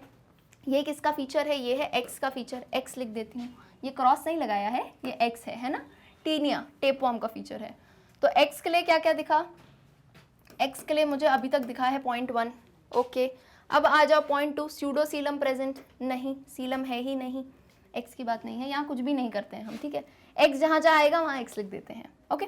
चलो ट्रू सीलम प्रेजेंट, ये बात भी नहीं है। ट्रिप्लोब्लास्टिक है, हाँ सही है, याद करना है ना, मैंने चेंज कर दिया था, ट्रिप्लोब्लास्टिक है, डिप्लो नहीं है, ओके। तो ट्रिप्लोब्लास्टिक होता है कौन, एक्स, ओके सही बात है, यानी एक्स में एक और फीचर मिल गया, चौथा पॉइंट भी एक्स का ही है, करेक्ट। अब आ जाओ, कोई और पॉइंट मिलता है क्या, flame cells as excretory organs, अरे बहुत ही बेहतरीन, एक और आपने दे दिया। फ्लेम सेल्स प्लैटीहेलमिन्थेस में एक्सक्रीशन के लिए, एक्सक्रीशन यानी वेस्ट मटेरियल्स बाहर निकालने के लिए जो ऑर्गन यूज होता है उन्हें हम क्या कहते हैं, वो होते हैं फ्लेम सेल्स, ओके, या प्रोटोनेफ्रीडिया जिन्हें हम कहते हैं। तो ये एक्स के लिए हो गया। अब नेक्स्ट फीचर क्या है, नेक्स्ट फीचर है बॉडी मेटामेरिकली सेगमेंटेड, नहीं मेटामेरिकली सेगमेंट्स नहीं होते हैं, टेपर्ड बॉडी रहती है, मेटामियर्स प्रेजेंट नहीं रहते हैं। नेफ्रीडिया और एक्सक्रीटरी ऑर्गन्स, नेफ्रीडिया नहीं प्रोटोनेफ्रीडिया, जो कि हैं फ्लेम सेल्स। तो 3 पॉइंट्स तो मुझे मिल गए एक्स के लिए, क्या मिले, 1, 4 एंड 5। एक्स की कहानी हुई यहाँ पे खत्म, एक्स को बोलो बाय बाय। अब आ जाओ वाई पे, एक्स को बोल दिया बाय बाय, चलो वाई के लिए अलग कलर ले लेते हैं, ठीक है। एक्स अपन रेड से कर रहे थे, वाई को जरा इधर से आ जाओ, ओके। वाई क्या है, वाई ये है, और वाई जब ये है तो ये मुझे दिख रहा है ये कोई टाइप का वर्म तो है ही, बोलोगे बिल्कुल सही बात है मैम। उसमें से भी ये कौन सा वर्म है, दिस इज एनसाइलोस्टोमा। एनसाइलोस्टोमा का कॉमन नाम क्या है, commonly we call it as hookworm, because इनमें हुक्स प्रेजेंट रहते हैं, हुक जो होता है हुक लगाते हैं तो हुक्स प्रेजेंट रहते हैं, that's why these are known as hookworm. अब एनसाइलोस्टोमा हुक वर्म, जैसे ये था प्लैटीहेलमिन्थेस, ये था, पूरा डिलीट नहीं करेंगे क्योंकि काम आसान हो जाएगा, पता है कैसे, ये था प्लैटीहेलमिन्थेस, तो ये बस एक चेंज कर दो, एस्केलमिन्थेस। ये क्या है, एस्केलमिन्थेस, डबल डबल हो जाएगा, नहीं बोलो पलक मैम मेहनत कर ही लो आप थोड़ी, है ना, पूरा ही लिख दो नाम, ठीक है। एस्केलमिन्थेस कौन, एनसाइलोस्टोमा, या जिसे हम कहते हैं हुकवर्म, ये किस फाइलम में आता है, एस्केलमिन्थेस। तो ये फाइलम में क्यों लिख रही हूँ, बिकॉज हमने फाइलम के फीचर्स पढ़े हैं ना अच्छे से, तो उसे याद करते हैं। एस्केलमिन्थेस ये जो है हमारा, इसके फीचर्स क्या हैं, let's start with the very first feature, चालू करो, आगे बढ़ चुके हैं हम, ट्रिप्लोब्लास्टिक चालू हो गया प्लैटीहेलमिन्थेस से, तो बढ़ते जाओ। ट्रिप्लोब्लास्टिक एनिमल्स हैं, इनका मेन फीचर, डिफाइनिंग फीचर याद रखना, स्यूडोसीलम। यस, ये वो ऑर्गेनिजम्स होते हैं, नहीं हम नेमाटोड भी कहते हैं, इनमें क्या प्रेजेंट रहता है, स्यूडोसीलम। स्यूडो वर्ड हमने एक और जगह देखा है, कहाँ देखा है, अमीबा में देखा है, ओके, स्यूडो या फॉल्स फुट। वैसे ही स्यूडो का मतलब फॉल्स होता है, यहाँ पे भी स्यूडो का मतलब है फॉल्स सीलम प्रेजेंट रहता है, मतलब मीजोडर्म रहता तो है बीच में लेकिन पूरी तरह से नहीं, पैचेस में रहता है, तो इसलिए हम इसे क्या कहते हैं, स्यूडोसीलम प्रेजेंट रहती है। ये अकेला ऐसा फाइलम है जिसमें स्यूडोसीलम है। तो ये कहानी थी एस्केलमिन्थेस की। एस्केलमिन्थेस के लिए हम और क्या पॉइंट ले सकते हैं, ट्रिप्लोब्लास्टिक हैं, स्यूडोसीलम है, और यहाँ पे देख लेते हैं ऐसा क्या कोई पॉइंट मेंशन है, तो हमें तो नहीं लगता है, मुझे लगता है ये 2 पॉइंट बेस्ट हैं किसके लिए, हमारे एनसाइक्लोस्टोमा, बिकॉज यहाँ पे ऐसा और कोई पॉइंट दिया ही नहीं है, ओके, जो इधर से मैच करे। तो स्यूडोसीलम प्रेजेंट, सेकंड पॉइंट हो जाएगा वाई, और ट्रिप्लोब्लास्टिक। अच्छा, यहाँ पे कहीं भी नहीं लिखा है कि आप पॉइंट्स डबल नहीं हो सकते किसी के, यानी अगर 0.4 is for X, so it is possible कि 0.4 is also for Y, because triploblastic तो चालू हो गए ना प्लैटीहेलमिन्थेस से। तो वाई में क्या क्या आया, वाई में आया है 0.2, इधर लिख देते हैं, 0.2 आया है वाई के लिए, और आया है 0.4, तो ये है कॉमन पॉइंट, ठीक है। नेक्स्ट आ जाते हैं किस पे, नेक्स्ट हम आ जाते हैं, नेक्स्ट किस पे आना है, नेक्स्ट कलर अपन ये वाला ले लेते हैं, नेक्स्ट आते हैं जेड पे। जेड की कहानी पे आओ ज़रा, जेड की कहानी किसकी है, अरे जेड तो क्लियरली दिख रहा है, कोई भी बता देगा देख के, ये कौन है हमारे, ये हैं अर्थवर्म, कौन है? अर्थवॉर्म। अर्थवॉर्म का क्या नाम क्या होता है साइंटिफिक? फेरिटिमा। फेरिटिमा कहते हैं कि नहीं? अर्थवॉर्म किस में आते हैं? बताओ किस में आते हैं? हाँ, उसी में आते हैं जिससे हम स्टार्ट करते हैं मेटामेरिक सेगमेंटेशन, यानी ट्रिप्लोब्लास्टिक है एनालिडा, बिल्कुल है, बोलने की ज़रूरत ही नहीं अब तो, पर लिख देते हैं, कोई बात नहीं। ट्रू सीलम प्रेजेंट है, खत्म हुई बात एस्केलमेंथिस की, स्यूडोसीलम खत्म हुआ, अब ट्रू सीलम यहाँ मिलेगा आपको। ट्रू सीलम यानी बॉडी कैविटी प्रेजेंट है, अच्छी खासी प्रेजेंट है। नेक्स्ट हम क्या ले लेते हैं? सेगमेंटेशन। इनकी जो बॉडी होती है, किसकी? एनालिड्स की, वो फीचर दिखाती है एक unique, that is known as metamerically segmented body. Metamerically segmented यानी जो अर्थवॉर्म्स वगैरह, चलो एग्जांपल सबसे कॉमनली अपन अर्थवॉर्म का लेते हैं, इनकी जो बॉडी होती है उसमें आपको देखने को मिलते हैं क्या? कुछ सेगमेंट्स। वाह, पूरी बॉडी ही गायब हो गई है ना। क्या देखने को मिलता है? ऐसे आपको सेगमेंट्स देखने को मिलेंगे, ऐसे कट लगे रहते हैं इनकी बॉडीज पे, देखते हो कट्स। और ये जो कट है ना, ये सिर्फ एक्सटर्नली नहीं है, ये इंटरनली भी प्रेजेंट रहते हैं। तो ये वाले जो सेगमेंट्स रहते हैं, सेगमेंट में बॉडी डिवाइड रहती है, इन्हीं सेगमेंट्स को क्या कहा जाता है? मेटामियर्स। दैट इज़ वाई ये इनका फीचर है। इन सभी एनालिड्स की बॉडी कैसी होती है? मेटामेरिकली सेगमेंटेड होती है। एक और फीचर है इनका जो एक्सक्रीटरी ऑर्गन है, क्योंकि मेंशन था तो सही बात है, नेफ्रीडिया। नेफ्रीडिया एक्सक्रीटरी ऑर्गन किस में रहता है? एनालिडा में। देखो, प्रोटोनेफ्रीडिया वो फ्लेम सेल थी, वो प्लैटीहेलमिन्थस में था। This is only nephridia. So these are excretory organs in Annelida. Clear? तो एनालिडा के लिए क्या क्या देखा हमने? कौन है ये हमारा? ये है हमारा जेड। ट्रू सीलम प्रेजेंट है। ट्रिप्लोब्लास्टिक तो भैया मतलब तीनों ही हैं ट्रिप्लोब्लास्टिक, और बॉडी मेटामेरिकली सेगमेंटेड है। And last nephridia are excretory organs. Absolutely correct, यानी जेड के लिए हमें सबसे ज़्यादा पॉइंट मिले हैं ना। क्या है जेड के लिए? जेड में आता है 3 और क्या आ रहा है? 3, 4, 6 एंड 7। 3, 4, 6 एंड 7। हाँ चलो, थक गई ना, रोमन नंबर लिख के मैं थक गई, तो अब ऐसे लिख दिया मैंने डायरेक्टली। ओके, तो ये अगर पॉइंट देख लिया तो इसे ज़रा हम बचा के रखते हैं और आते हैं हमारे नेक्स्ट स्लाइड पे, जहाँ हमें क्या बताना है? हमें बताना है बस मैच करने का काम है, करेक्ट ऑप्शन बताना है। x क्या है? 1, 4, 5। तो देख लो x 1, 4, 5 कहाँ है? यहाँ दिया है 1 बट 6, तो ये गलत। नेक्स्ट वाले पे दिया है 1, 4, 5, ये करेक्ट हो सकता है। Let's check. y क्या है? 2 एंड 4, बिल्कुल करेक्ट। z दिया है 3, 4, 6 एंड 7, एब्सोल्युटली करेक्ट। यानी सिंपल मैचिंग का काम था, पहले मेहनत कर लो और यहाँ बस मैच करो। तो option B is the correct answer. Let's move to question number 6। Select the correct statement regarding cell wall of plant sales.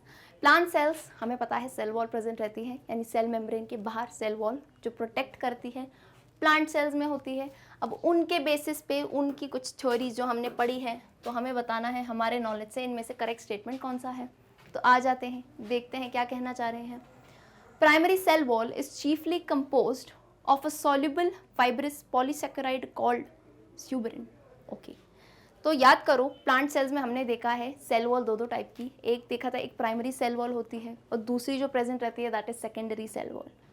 तो यहाँ पे when they are talking about this substance known as suberin, तो याद करिए स्यूबरिन S से S याद रखवाने को कहा था मैंने। एस से एस यानी क्या? स्यूबरिन जो है वो आपको देखने को मिलेगा सेकेंडरी वॉल में, यानी प्लांट्स की जो सेकेंडरी सेल वॉल होती है वहाँ आपको देखने को मिलेगा क्या? Suberin. But on the other hand यहाँ पे दिया है कि प्राइमरी सेल वॉल बनी है स्यूबरिन से, यानी ये एक ऑप्शन इनकरेक्ट है। तो बोलेगा मैम प्राइमरी सेल वॉल बनी किससे है?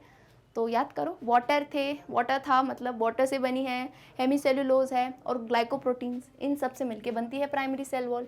स्यूबरिन तो सेकेंडरी सेल वॉल का फीचर है, यानी फर्स्ट ऑप्शन क्या मिल गया हमें? बिल्कुल ही गलत है, आप आउट हो चुके हैं रेस से।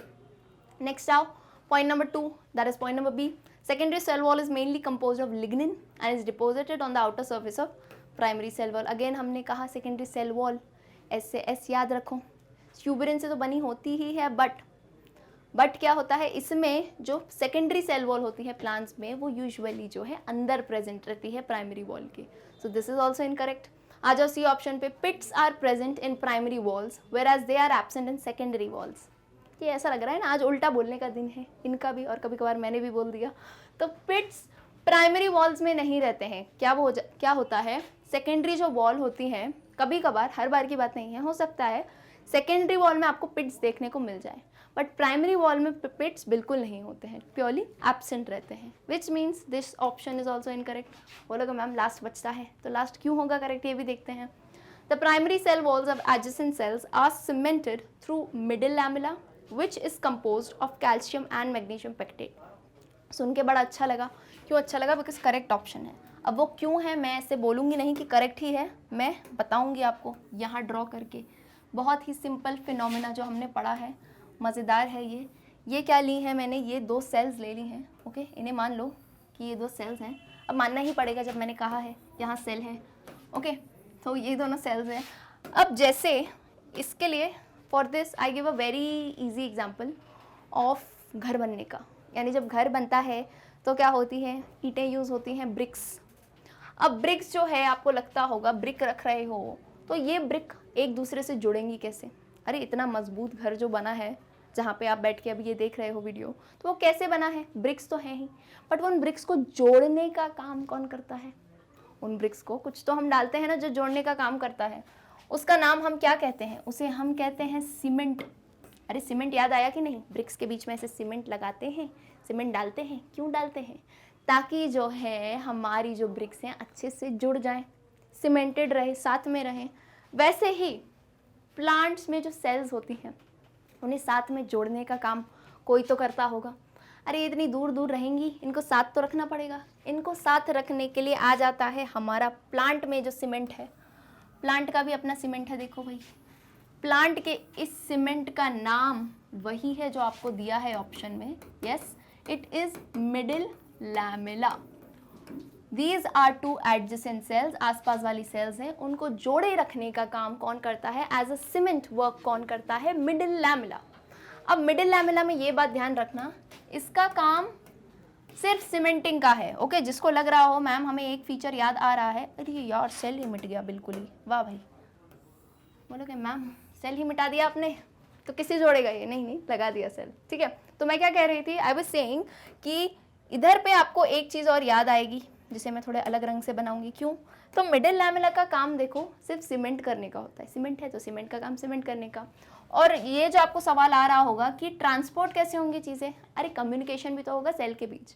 मान लो पानी, आप हमेशा कहते हो वाटर जा रहा है, फूड जा रहा है, तो जा कहाँ से रहा है, ये तो सिर्फ सीमेंट का काम कर रहा है। तो देखो यहाँ पे ये जो जगह मैंने खाली छोड़ी है ना, ये चैनल है, एक चैनल है कैसा, ये यहाँ से होते हुए ट्रांसपोर्ट होता है। ये जो मैंने बनाया है इसका नाम है प्लाज्मोडिस्माटा। क्यों बनाया है, क्योंकि जहाँ पे भी शक की जो बोलते हैं ना गुंजाइश हो कि मतलब डाउट आ सकता है, तो देखो मिडिल लैमेला एक सीमेंट है, सीमेंट का काम क्या है, सिर्फ जोड़ना। तो ये कन्फ्यूजन मत लेना कि मैम फिर जो ट्रांसपोर्ट की आप बात करते हो, खाना पानी ये सब कैसे ट्रांसपोर्ट हो रहा है, तो ट्रांसपोर्ट भी होता है इनके बीच में, but that is a different channel. This is plasmodesmata, plasmodesmata के थ्रू होगा ट्रांसपोर्ट, और मिडिल लैमेला का काम है सिर्फ सीमेंट के जैसे जोड़े रखना। तो आओ ज़रा इधर, कहाँ पे आओ, ऑप्शंस पे। ऑप्शन में हमने क्या देखा, बाकी 3 गलत थे। क्या दिया था ऑप्शन डी में, the primary cell walls of adjacent cells are cemented through middle lamella which is composed of calcium and magnesium pectate. Yes, middle lamella होता है जो कि कैल्शियम और मैग्नीशियम के पेक्टेट से बना रहता है। That is absolutely correct, which means option D is the correct answer. जल्दी से आ जाते हैं क्वेश्चन नंबर 7 पे। Select the group that contains only the micronutrients. अरे वाह, बहुत ही ईजी क्वेश्चन है, किसके ऊपर है, माइक्रोन्यूट्रिएंट्स के ऊपर ये क्वेश्चन है। करेक्ट ग्रुप बताना है जहाँ पे माइक्रोन्यूट्रिएंट हो। इसके लिए आ जाओ जल्दी से, कहाँ पे, न्यूट्रिएंट्स के ऊपर। हमने पढ़े थे एसेंशियल न्यूट्रिएंट्स होते हैं कितने, 17। उसमें से जिंगल हमने किसकी याद करी थी, अगेन आओ जिंगल पे, जो चीज़ डिफिकल्ट लगे याद करने को उसकी हम ले लेते हैं जिंगल। माइक्रोन्यूट्रिएंट्स हमने देखे थे कितने होते हैं, अरे कितने होते हैं बताओ, 17 में से 9 गए, कितने बचे, बोलो मैम मैथ्स नहीं मैम, तो मतलब कितने बचे, 17 में से 9 गए तो 8 रहा है ना, 8। तो एग्जैक्टली 8 माइक्रोन्यूट्रिएंट्स होते हैं। उसके लिए बेहतरीन और इजी सी जिंगल है, बस सुनते जाना, कुछ याद नहीं करना है, अरे कुछ भी याद नहीं करना है, बस सुनते जाओ। मैं ये कह रही हूँ संडे हुआ ख़त्म, मंडे को आ रहा है आपको आलस, तो मैं आई और मैंने आपसे कहा अरे मेरे प्यारे बच्चों इतनी फैब मंडे, अरे मंडे हम ऐसे नहीं लिखते हैं, इस जिंगल में हम मंडे को ऐसे लिखते हैं, ऐसा नहीं है कि स्पेलिंग नहीं आती है। अरे क्यों लिखा है बताऊंगी, पहले सुन तो लो मेरे बच्चों। इतनी फैब मंडे मॉर्निंग है, तुम सबको क्यों नहीं जाना है क्लास, जरा बताओ क्यों नहीं जाना है क्लास? हो गया ना, संडे एंजॉय कर लिए, इतनी फैब मंडे मॉर्निंग है, क्यों नहीं जाना है क्लास? तो बोलो मैम, अब जवाब जो दोगे ज़रा इस क्वेश्चन का जवाब भी मुझे लिख के दो कमेंट्स में, बता सकते हो? फैब मंडे मॉर्निंग है, क्यों नहीं जाना है क्लास, बताओ ज़रा। और जब तक बताते हो तब तक ये भी सुनो साथ साथ में। यहाँ नाम निकल आएंगे कुछ लोगों के, कुछ लोगों यानी क्या, कुछ न्यूट्रिएंट्स के। न्यूट्रिएंट जैसे आयरन, Fe हो गया आयरन। फैब की स्पेलिंग देखो, सबकी स्पेलिंग आती है मुझे, पर ये जो जिंगल है उसके हिसाब से लिखिए। यानी फैब Fe आता है, फेरस होता है आयरन, B हो गया बोरॉन, Mn मंडे इसलिए लिखा है because this is manganese. Then Mo stands for molybdenum. Mo क्या है, मोलिब्डेनम है।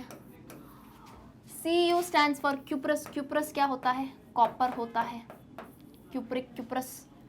Ni नहीं जाना था ना स्कूल, निकल, दिस इज निकल।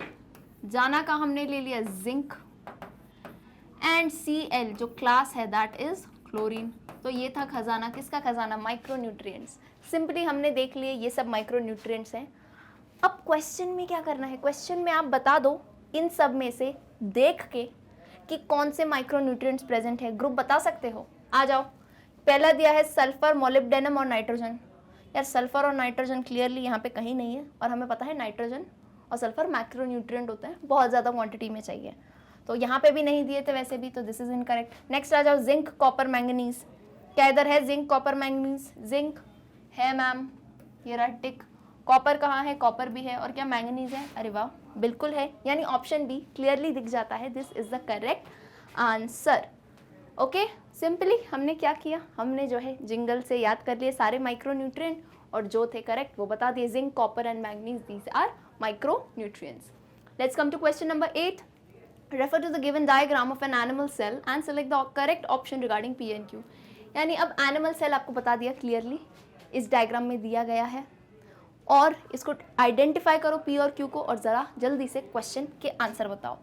तो ये जो है दिख रहा है एनिमल सेल है, यहाँ न्यूक्लियस है, न्यूक्लियस से लगा हुआ जो ऑर्गेनल होता है ऐसा निकलता हुआ, याद करो वो क्या होता है, that is basically ER, RER या ER कह लो, क्या हमारा एंडोप्लाज्मिक रेटिकुलम। और P क्या है, P यहाँ पे आपको दिख रहा है, ऐसे फेस दिख रहा है, एक तरफ ये न्यूक्लियस को फेस कर रहा है और एक तरफ plasma membrane. So this is हमारी गोल्जी अपैरेटस या गोल्जी बॉडी। ओके, ये हमको दिख रहे हैं, यहाँ पे वेसिकल्स भी हैं इनके। तो अब हमें क्या करना है, जब आइडेंटिफाई कर ही दिया है बहुत ही क्लियरली, ज़्यादा इसमें टाइम वेस्ट ही नहीं होगा, सेल का स्ट्रक्चर पता होना चाहिए। तो अब ज़रा ऑप्शंस में देख के बताते हैं क्या सही क्या गलत। ओके, ए के लिए दिया है करेक्ट ही बताना है, हाँ करेक्ट ऑप्शन बताना है। A option says some of the vesicles of P store digestive enzymes obtained from Q in inactive state to form primary lysosome. तो ये बात बिल्कुल ही गलत है। क्यों? बिकॉज ऐसा भी कोई स्टोरेज का काम कहाँ पे नहीं होता है, किधर, गोल्जी में स्टोरेज का काम नहीं होता है। गोल्जी में क्या बताया था हमने, गोल्जी का काम है जो प्रोटीन्स बन के आए हैं उसे मॉडिफाई करना और उसे पैकेज करना। क्लियर है? अब आ जाओ ऑप्शन बी पे, पॉलीपेप्टाइड्स। पॉलीपेप्टाइड्स क्या है, ये प्रोटीन्स ही होते हैं, तो कंफ्यूज मत होना। Polypeptide synthesised at Q are transported to P where they are modified into functional proteins for secretion. तो क्या बोला जा रहा है, जो पॉलीपेप्टाइड सिक्रीट होते हैं कहाँ पे सिक्रीट होते हैं, क्यू पे, ER पे, उनको कहाँ ट्रांसपोर्ट किया जाता है, उनको ट्रांसपोर्ट कर दिया जाता है पी पे, जहाँ पे उनको मॉडिफाई कर दिया जाता है फंक्शनल यूनिट्स में। तो बिल्कुल अच्छा, यहाँ पे एक चीज़ हम देख लेते हैं, यहाँ पे ये क्यू है और ये पी है। Okay, this is P and this is Q. तो पी जो है, पी अब हमारा क्या हो जाएगा, पी है हमारा ER। उल्टी बात हो गई यहाँ पे अगेन, आज कहा ना कोई डे होता है जिसे हम कहते हैं उल्टा वाला दिन, तो आज उल्टा वाला दिन है। ठीक है, ये हो गया गोल्जी। तो अब क्या करना है हमें, हमने ये बोला कि इन्होंने बस यहाँ जो बात कही है वो उल्टी बात कह दी है। क्या उल्टी बात है कि क्यू पे बन रहे हैं, अरे हमने क्या कहा, कहाँ सिंथेसाइज होते हैं प्रोटीन, ER पे होते हैं। तो पी तो क्या है हमारा, ER है, क्यू है गोल्जी, तो which means this statement is also incorrect. उल्टी बात कह दी ना, क्या बोला, ER पे प्रोटीन बनते हैं, यानी पी पे प्रोटीन बनेंगे और क्यू पे मॉडिफाई होंगे, यहाँ उल्टा कह रहे हैं। This option is also incorrect. Q synthesizes acrosome which plays an important role in the fertilization process in humans। Q क्या है, क्यू गोल्जी है। तो देखो गोल्जी का काम मॉडिफिकेशन और जो है पैकेजिंग से होता है। इसका दूसरा काम जो होता है, गोल्जी क्या करता है, एक्रोसोम को भी सिंथेसाइज करता है। कहाँ पे, ह्यूमन फर्टिलाइजेशन में यूज़ इसलिए है क्योंकि ये जो हम कहते हैं मेल रिप्रोडक्टिव ऑर्गन्स में, वहाँ पे ये मदद करता है किसको, जो हमारे मेल गैमेट्स होते हैं उनको स्विम करने में मदद करता है। कहाँ तक, एग्स तक। तो यानी this option is absolutely correct. Q जो है हमारा गोल्जी बॉडी है, ये क्या सिंथेसाइज करता है, एक्रोसोम। लास्ट देख लेते हैं गलत क्यों है। P is absent in pancreatic cells and cells of salivary glands whereas Q is absent in liver cells। तो ऐसा कुछ नहीं है, हमको गोल्जी बॉडी और ईयर दोनों देखने को मिलते हैं, पैनक्रियाटिक सेल्स में और जो है लिवर सेल्स में देखने को मिलते हैं, एंड इवन जो है हमारे सलाइवरी ग्लैंड्स में हमें देखने को मिलेंगे, which means option C is the correct answer। Let's move on to question number 9। Riddhi drew a classification chart as shown below। Now select the option that correctly identifies the characteristics of X, Y, P और Q।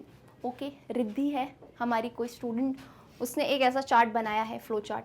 अब इस flow chart में उसने लिख दिया X, क्या क्या लिखा है देखो फ्लो चार्ट में, X, Y, P और Q। तो आइए ज़रा हमें करेक्ट ऑप्शन बताना है, कौन सी बात क्या कही है, तो देखते हैं। किंगडम कौन सा है, एनिमेलिया, एनिमल किंगडम की बात है। अब यहाँ अगेन आपको लेवल ऑफ ऑर्गेनाइजेशन दिया है। पहला है सेलुलर लेवल ऑफ ऑर्गेनाइजेशन, जो किस में देखते हैं, पॉरीफेरा। सेलुलर लेवल यानी क्या, सेल्स तो है, मल्टी सेलुलर है, but cells are loosely arrange, these are not arrange into tissues. तो पॉरीफेरा है, सही बात है। नेक्स्ट आ जाओ टिश्यू लेवल ऑफ ऑर्गेनाइजेशन से। अब टिश्यू लेवल में जब हम सबसे लेफ्ट में जाएंगे, यहाँ दिया है एक्स, मतलब इनका नाम जो है बताया नहीं गया है। But if I am seeing the category, देखो इस क्वेश्चन को सॉल्व करने का सबसे आसान तरीका बता रही हूँ, बिल्कुल कान खोल के सुनना। यहाँ पे आप देखोगे ना, ये जो सिमिलर लाइन दी होती है ना, वहाँ पे they are telling the same features. Flow chart का जो एक हम कह सकते हैं ना पैटर्न होता है, उसको ऑब्जर्व किया करो पहले। अब पैटर्न में क्या दिया है, जैसे देखो यहाँ इस लेवल पे, एक ही लेवल पे क्या दिया है, ऑर्गेनाइजेशन, जैसे सेलुलर लेवल लिखा है, तो दूसरी जगह टिश्यू लेवल। अब जब नीचे आए तो यहाँ जो लाइन है इसमें एक्स है, स्यूडोसीलम है और वाई है। मतलब क्या समझ रहे हो, यहाँ जो फीचर है वो सीलम के बेस पे दिया है। सीलम यानी जो बॉडी कैविटी होती है। तो अब अगर बीच में यहाँ स्यूडोसीलम है तो लेफ्ट साइड में याद करो ना, कहाँ से शुरू किया था हमने शुरू किया था ए सीलोम से। हमने कहाँ से शुरू किया था, ए सीलोम। ए सीलोम मतलब वो ऑर्गेनिजम्स जिसमें बॉडी कैविटी एब्सेंट होती है। ए स्टैंड्स फॉर एब्सेंट, तो एक्स डिफाइंड है ए सीलोम, ठीक है। अब आ जाओ नेक्स्ट पी पे, यहाँ दिया है पी और यहाँ दिया है क्यू। पी में इन्होंने कुछ नहीं लिखा है और इन्होंने बस बता दिया है कि ये कौन सा फाइलम है। इसमें आएगा सीलेंट्रेटा पी में और क्यू में आएगा प्लैटीहेलमिंथस। तो याद करो थोड़ा सा कि जो हमने ए सीलम तो इन दोनों को माना था, but what is that one feature that is differentiating, what is that one feature that is differentiating coelenterata and platyhelminthes. क्या याद कर सकते हो, ऐसा कौन सा फीचर है जो इन दोनों को डिफरेंशिएट करता है? तो जरा सिमेट्री याद करिए, इसे याद करेंगे सिमेट्री। सीलेंट्रेटा में रेडियल सिमेट्री देखने को मिलती है, सीलेंट्रेटा में रेडियल सिमेट्री देखने को मिलती है, वेयर एज प्लैटीहेलमिंथ से शुरू हो गई थी क्या, हमें क्या देखने को मिलती है, बायलैटरल सिमेट्री। क्या देखने को मिलती है, बायलैटरल सिमेट्री। अब सिमेट्री क्या होती है, वही मैथ्स वाली सिमेट्री। बायलैटरल सिमेट्री में जब हम किसी ऑर्गेनिज्म को एक एक्सिस से कट करते हैं तो वो सिमेट्री शो करेगा with only one axis. But in radial symmetry more than one axis हो सकती है, जिससे हम एनिमल को कट करेंगे तो हमें सिमेट्री मिलेगी। Okay, so this is radial and this is bilateral. And on the other hand Y हमें मिलता है, वाई तो सीलम की लाइन में ही है, मतलब वाई में क्या आ जाएंगे, सीलम आ जाएगा, यानी सीलमेट ऑर्गेनिज्म जिनमें true coelom, true body cavity मिलेगी। Okay, X Y P Q आसानी से हो गए। अब जरा देखते हैं क्या सही बात कही गई है इनके लिए। तो एक्स के लिए लिखा है यू सीलोमिक बॉडी कैविटी, बिल्कुल गलत। अच्छा यू का मतलब यहाँ पे पता है क्या होता है, ई का मतलब होता है ट्रू। जैसे यूकैरियोटिक ऑर्गेनिज्म याद है, वो ऑर्गेनिज्म जिनमें ट्रू न्यूक्लियस होता है। तो सिमिलरली यहाँ पे यू सीलोमेट मतलब true coelom, true body cavity. अरे अभी तो देखा एक्स में ए सीलम है, सीलम एब्सेंट है ही नहीं, तो यानी first option is correct, A first option is incorrect, A गलत है। आ जाओ बी पे, P is bilaterally body symmetrical, P is bilateral body symmetry. P कहाँ है, P है रेडियल, अरे P तो अभी हमने देख लिया रेडियल सिमेट्री है। क्यू क्या है? Q is radial body symmetry, Q bilateral है। आज ये भी उल्टा बोल रहे हैं कैसे। अब वाई देखो, वाई क्या दिया है? Y is coelomic cavity lined by mesoderm. Y तो यहाँ हमने लिखा है coelom, absolutely correct. Coelomic cavity है और किससे लाइंड है? मीजोडर्म से। मतलब बाहर आपको दिखेगा एक्टोडर्म की जर्म लेयर, अंदर आपको मिलेगी एंडोडर्म और क्या मिलेगी? Mesoderm. So this is Y is coelomic cavity lined by mesoderm, which means option D is the absolute correct answer. Let's move on to question number 10. Read the given paragraph. Paragraph दिया है, अब इसकी कहानी देखते हैं। Soil X has very poor water holding capacity. Soil Y is well drained and contains 1 part clay and 2 parts each of sand and silt. Soil Z has excellent water holding capacity but is poorly aerated. Select the correct statement regarding X, Y and Z. कहाँ घुमानी है गाड़ी? गाड़ी घुमानी है soil, यानी जो हमारी मिट्टी पड़ी थी। अब उसमें सॉइल्स भी हमने क्या देखी थी? 3 डिफरेंट टाइप की soils, on the basis of what की क्या क्या पार्टिकल्स उनमें प्रेजेंट हैं। तो याद करिए, यहाँ पे देखते ही समझ जाओगे। एक्स के लिए क्या फीचर दिया है? एक्स के लिए दिया है this soil has very poor water holding capacity. तो याद करो, तीनों में से एक ही ऐसी सॉइल थी जिसकी वाटर होल्डिंग कैपेसिटी बहुत ही पुअर थी। क्यों? क्योंकि इसके जो पार्टिकल्स थे वो सैंड के थे, और सैंड पार्टिकल्स हमें पता है बहुत बड़े बड़े होते हैं और उसमें से जो है पानी रुकता नहीं है, पेनिट्रेट होते हुए जो है नीचे चला जाता है। मतलब एक्स, समझ गए मैम बिल्कुल आपके इशारे कि एक्स तो है सैंडी सॉइल। एक्स क्या है? सैंडी सॉइल है। अब आ जाओ वाई पे। वाई के लिए दिया गया है it is a well drained and contains 1 part clay, 2 parts of sand and silt each. तो वो सॉइल जो मिक्सचर थी इन सब का, एकदम अच्छे से प्रपोर्शन में प्रेजेंट था सैंड, सिल्ट और क्ले, वो थी सबसे फिट वाली सॉइल। किसके लिए फिट? प्लांट ग्रोथ के लिए बेस्ट सॉइल, जो कि है हमारी loamy soil. So here Y is loamy soil. अब लास्ट वाले पे आ जाते हैं, पता ही है लास्ट सॉइल कौन सी है, फिर भी फीचर क्या दिया है? Soil Z has excellent water holding capacity but is poorly aerated. यानी ये वो सॉइल है जो वाटर तो बहुत ही बेहतरीन, बहुत ज़्यादा पानी होल्ड कर सकती है, लेकिन पुअरली एरेटेड। एरेटेड यानी हवा का आवन जावन नहीं है, और जब एरेशन नहीं होगा तो बेचारे प्लांट्स उगेंगे कैसे? प्लांट्स को एयर चाहिए ना, ऑक्सीजन CO2 का जो वो करना है, एक्सचेंज करना है, वो कैसे होगा? तो ये कौन सी सॉइल हो गई? ये है हमारी क्लेई सॉइल। ओके, अब इनके बेस पे ज़रा हम देख लेते हैं कौन सा जो है ऑप्शन सबसे करेक्ट है। Option A, soil X is commonly found in those regions where xerophytes are abundant. Soil X, हाँ सही बात है। ज़ीरोफाइट्स क्या होते हैं? ज़ीरोफाइट्स कंडीशन क्या होती हैं? डेजर्ट रीजन्स जो होते हैं। ओके, तो वहाँ पे आपको सबसे ज़्यादा देखने को क्या मिलेंगी? आपको देखने को मिलेगी एक्स सॉइल, यानी सैंडी सॉइल। मैंने बताया ना, यूकैलिप्टस वगैरह जो होते हैं प्लांट्स, उनकी ग्रोथ के लिए सॉइल एक्स बेस्ट है। नेक्स्ट आ जाओ ऑप्शन बी पे। Soil Z is best suited for growth of plants like casuarina, eucalyptus and watermelon. Watermelon, okay, तो कौन सी की बात की है? सॉइल जेड की, इजंट इट? सॉइल जेड थी ना। सॉइल जेड तो भैया हमने देखा है क्लेई सॉइल है, और क्लेई सॉइल, ये जो आपको प्लांट्स दिए गए हैं, ये प्लांट्स जो हैं इनकी ग्रोथ में सबसे बेस्ट काम कौन सी आती है? Sandy soil. उल्टा लिखा है, सैंडी सॉइल सबसे ज़्यादा काम आती है यूकैलिप्टस, वाटरमेलन, कैसुअरिना, इनकी ग्रोथ पे, ना कि क्लेई सॉइल। अरे क्लेई सॉइल में हो ही नहीं पाएगा, क्योंकि वो पॉट्स बनाने के लिए अच्छी है। पॉट्स बन सकते हैं बिल्कुल, जो हम क्ले से पॉट्स बनाते हैं ना, कितनी सारी चीज़ें बनाते हैं, वो बन सकते हैं, लेकिन प्लांट ग्रोथ नहीं हो सकती। तो यानी ये ऑप्शन इनकरेक्ट है। Soil Y is best suited for making pots. Soil Y कौन सी है? अरे लोमी सॉइल। लोमी सॉइल से कौन बना रहा है पॉट? पॉट तो हम क्ले सॉइल से बनाते हैं, लोमी सॉइल में तो आप प्लांट्स उगाइए। It is the best fitting soil for plant growth. तो यानी ये ऑप्शन भी गलत हो गया। We already found a correct option, तो हमने देख लिया बाकी गलत क्यों है और ए सही क्यों है। Soil X is commonly found in those regions where xerophytes are abundant.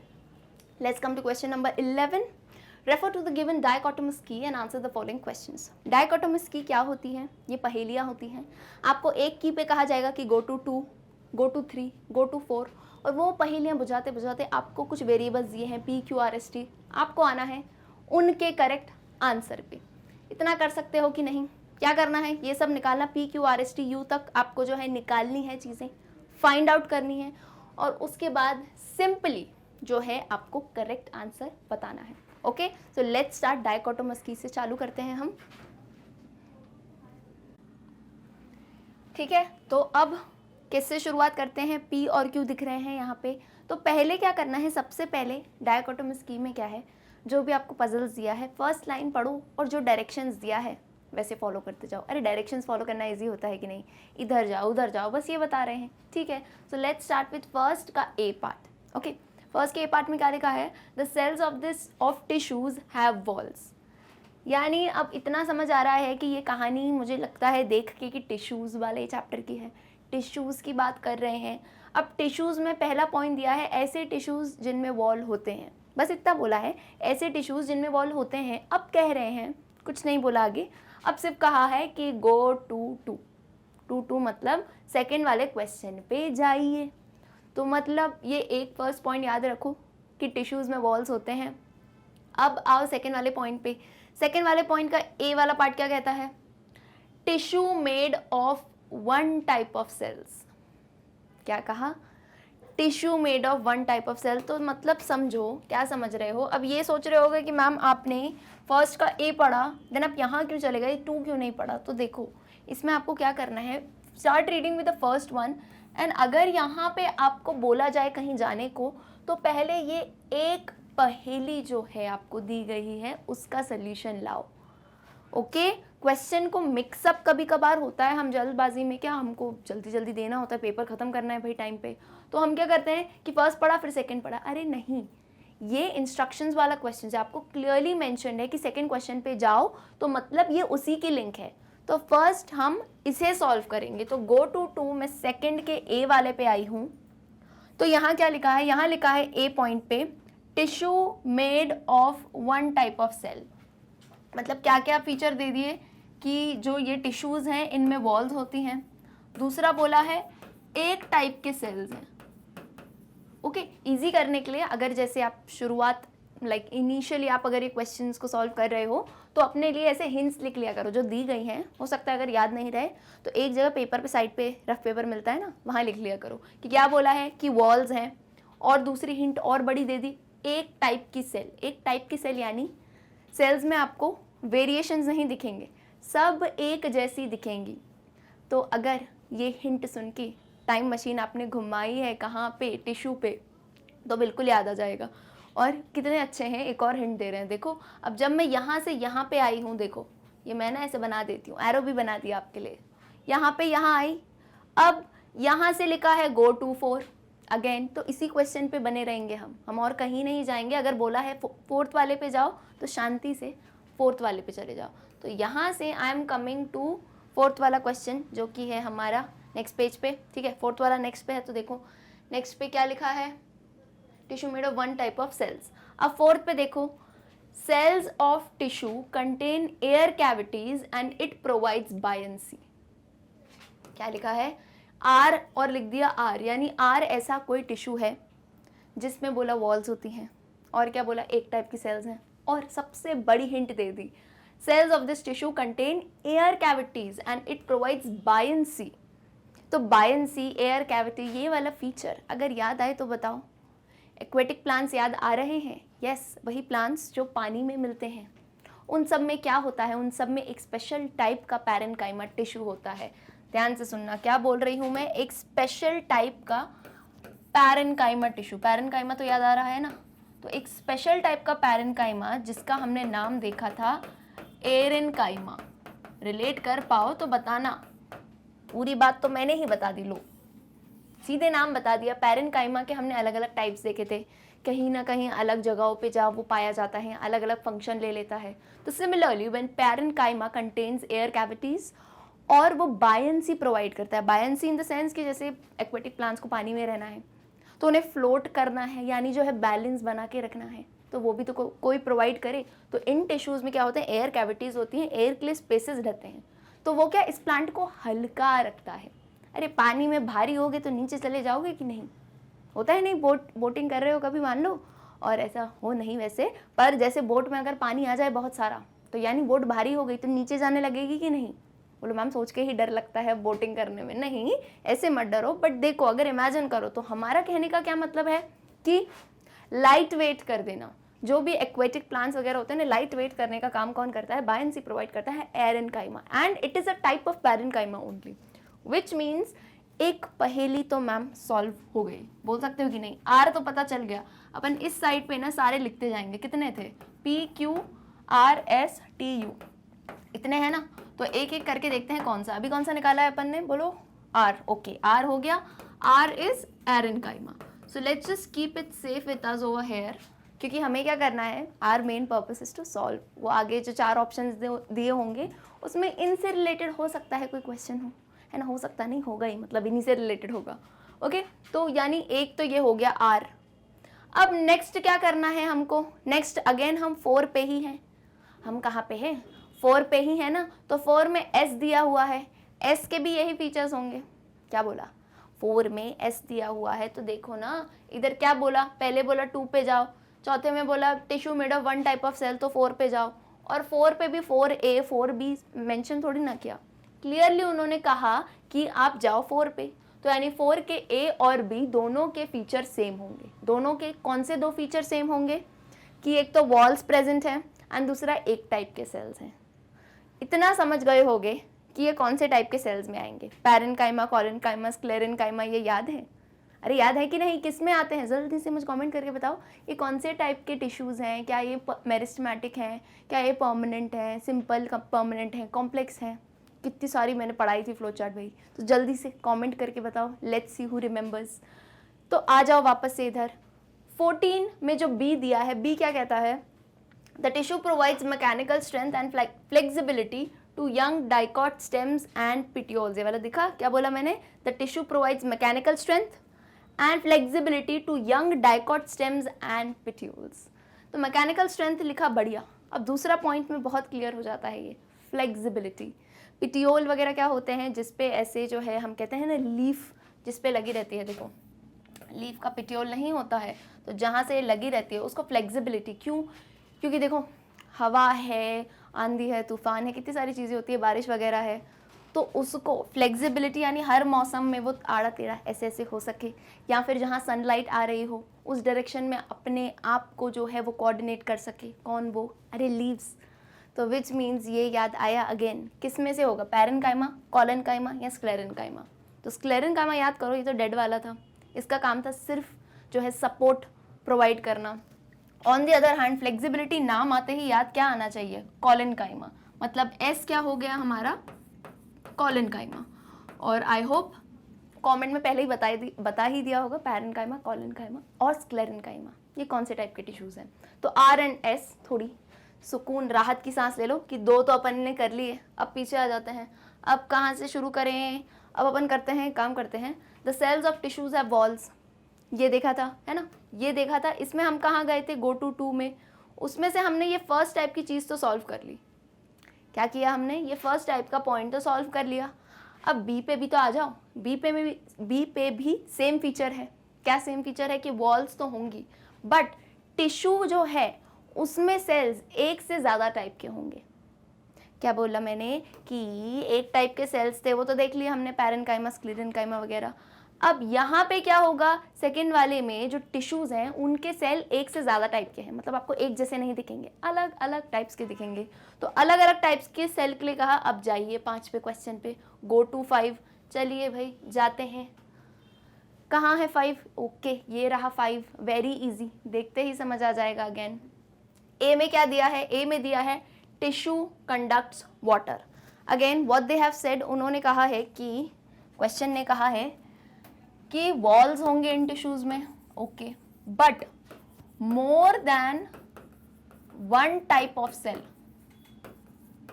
More than 1 type of cell. तो किसमें थे more than 1 type of cell, नाम याद आया होगा, कॉम्प्लेक्स वाले जो टिश्यू थे हमारे। कौन से कॉम्प्लेक्स वाले tissue, complex permanent tissue plants में, ये प्लांट्स की बात हो रही है, इतना समझ रहे हो ना। कॉम्प्लेक्स परमानेंट टिश्यू याद है, 2 टाइप के, वो भी मेन जो हमने देखे हैं, जाइलम और क्या है दूसरा, फ्लोएम। इनकी कहानी, इनकी स्टोरी बोलोगे मैम मुंह ज़बानी बोलते हैं ना, रटी होनी चाहिए, क्योंकि जाइलम एंड फ्लोएम हमने कितनी बार स्टडी किया है। सिंपली जाइलम, फ्लोएम, फ्लोएम में मैंने कहा था फ का साउंड आता है, फ्लोएम पीएच लिखते हैं तो फ का साउंड आता है ना, तो फ से और क्या कहते हैं हम, फूड कहते हैं कि नहीं, अरे फ से फूड कहते हो, फ से फ्लोएम, फ से फूड, विच मीन्स फ्लोएम जो है वो किसका कंडक्शन करता है, फूड का।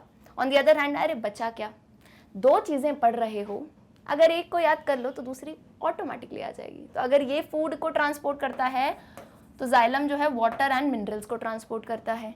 जाइलम की क्या कहानी है, ये सिर्फ यूनी डायरेक्शनल वे में ट्रांसपोर्ट करता है। यूनी डायरेक्शनल मतलब एक ही तरफ नीचे से ऊपर एक ही तरफ ये ट्रांसफर करता है, ट्रांसपोर्ट करता है water. On the other hand phloem जो है वो फूड जो भी ऑर्गेनिक मटेरियल है बाय डायरेक्शनल, दोनों डायरेक्शंस में, डाउनवर्ड भी अपवर्ड भी। क्लियर?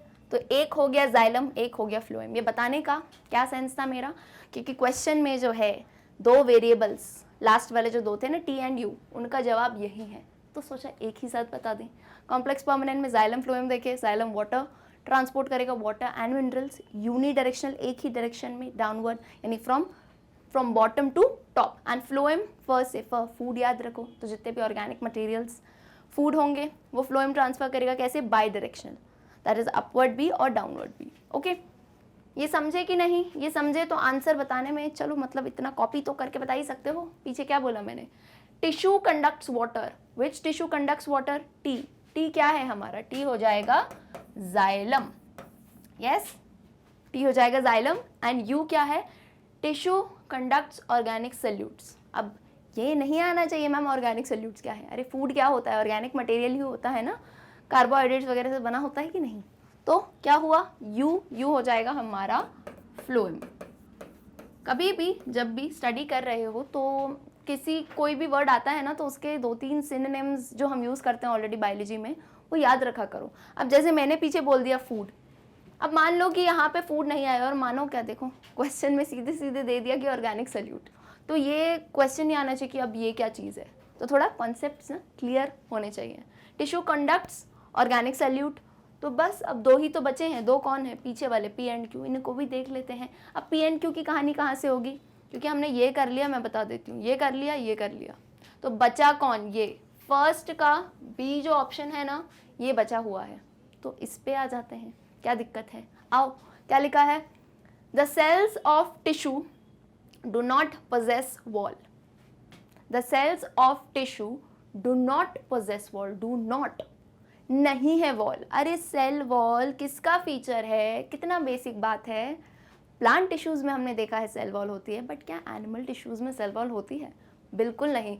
मतलब यहाँ जो भी हम देखेंगे ना, बोला है गो टू 3, जा रहे हैं तीसरे पे, पर उससे पहले बता दूं कि जो भी टिश्यूज़ होंगे these will be animal tissues.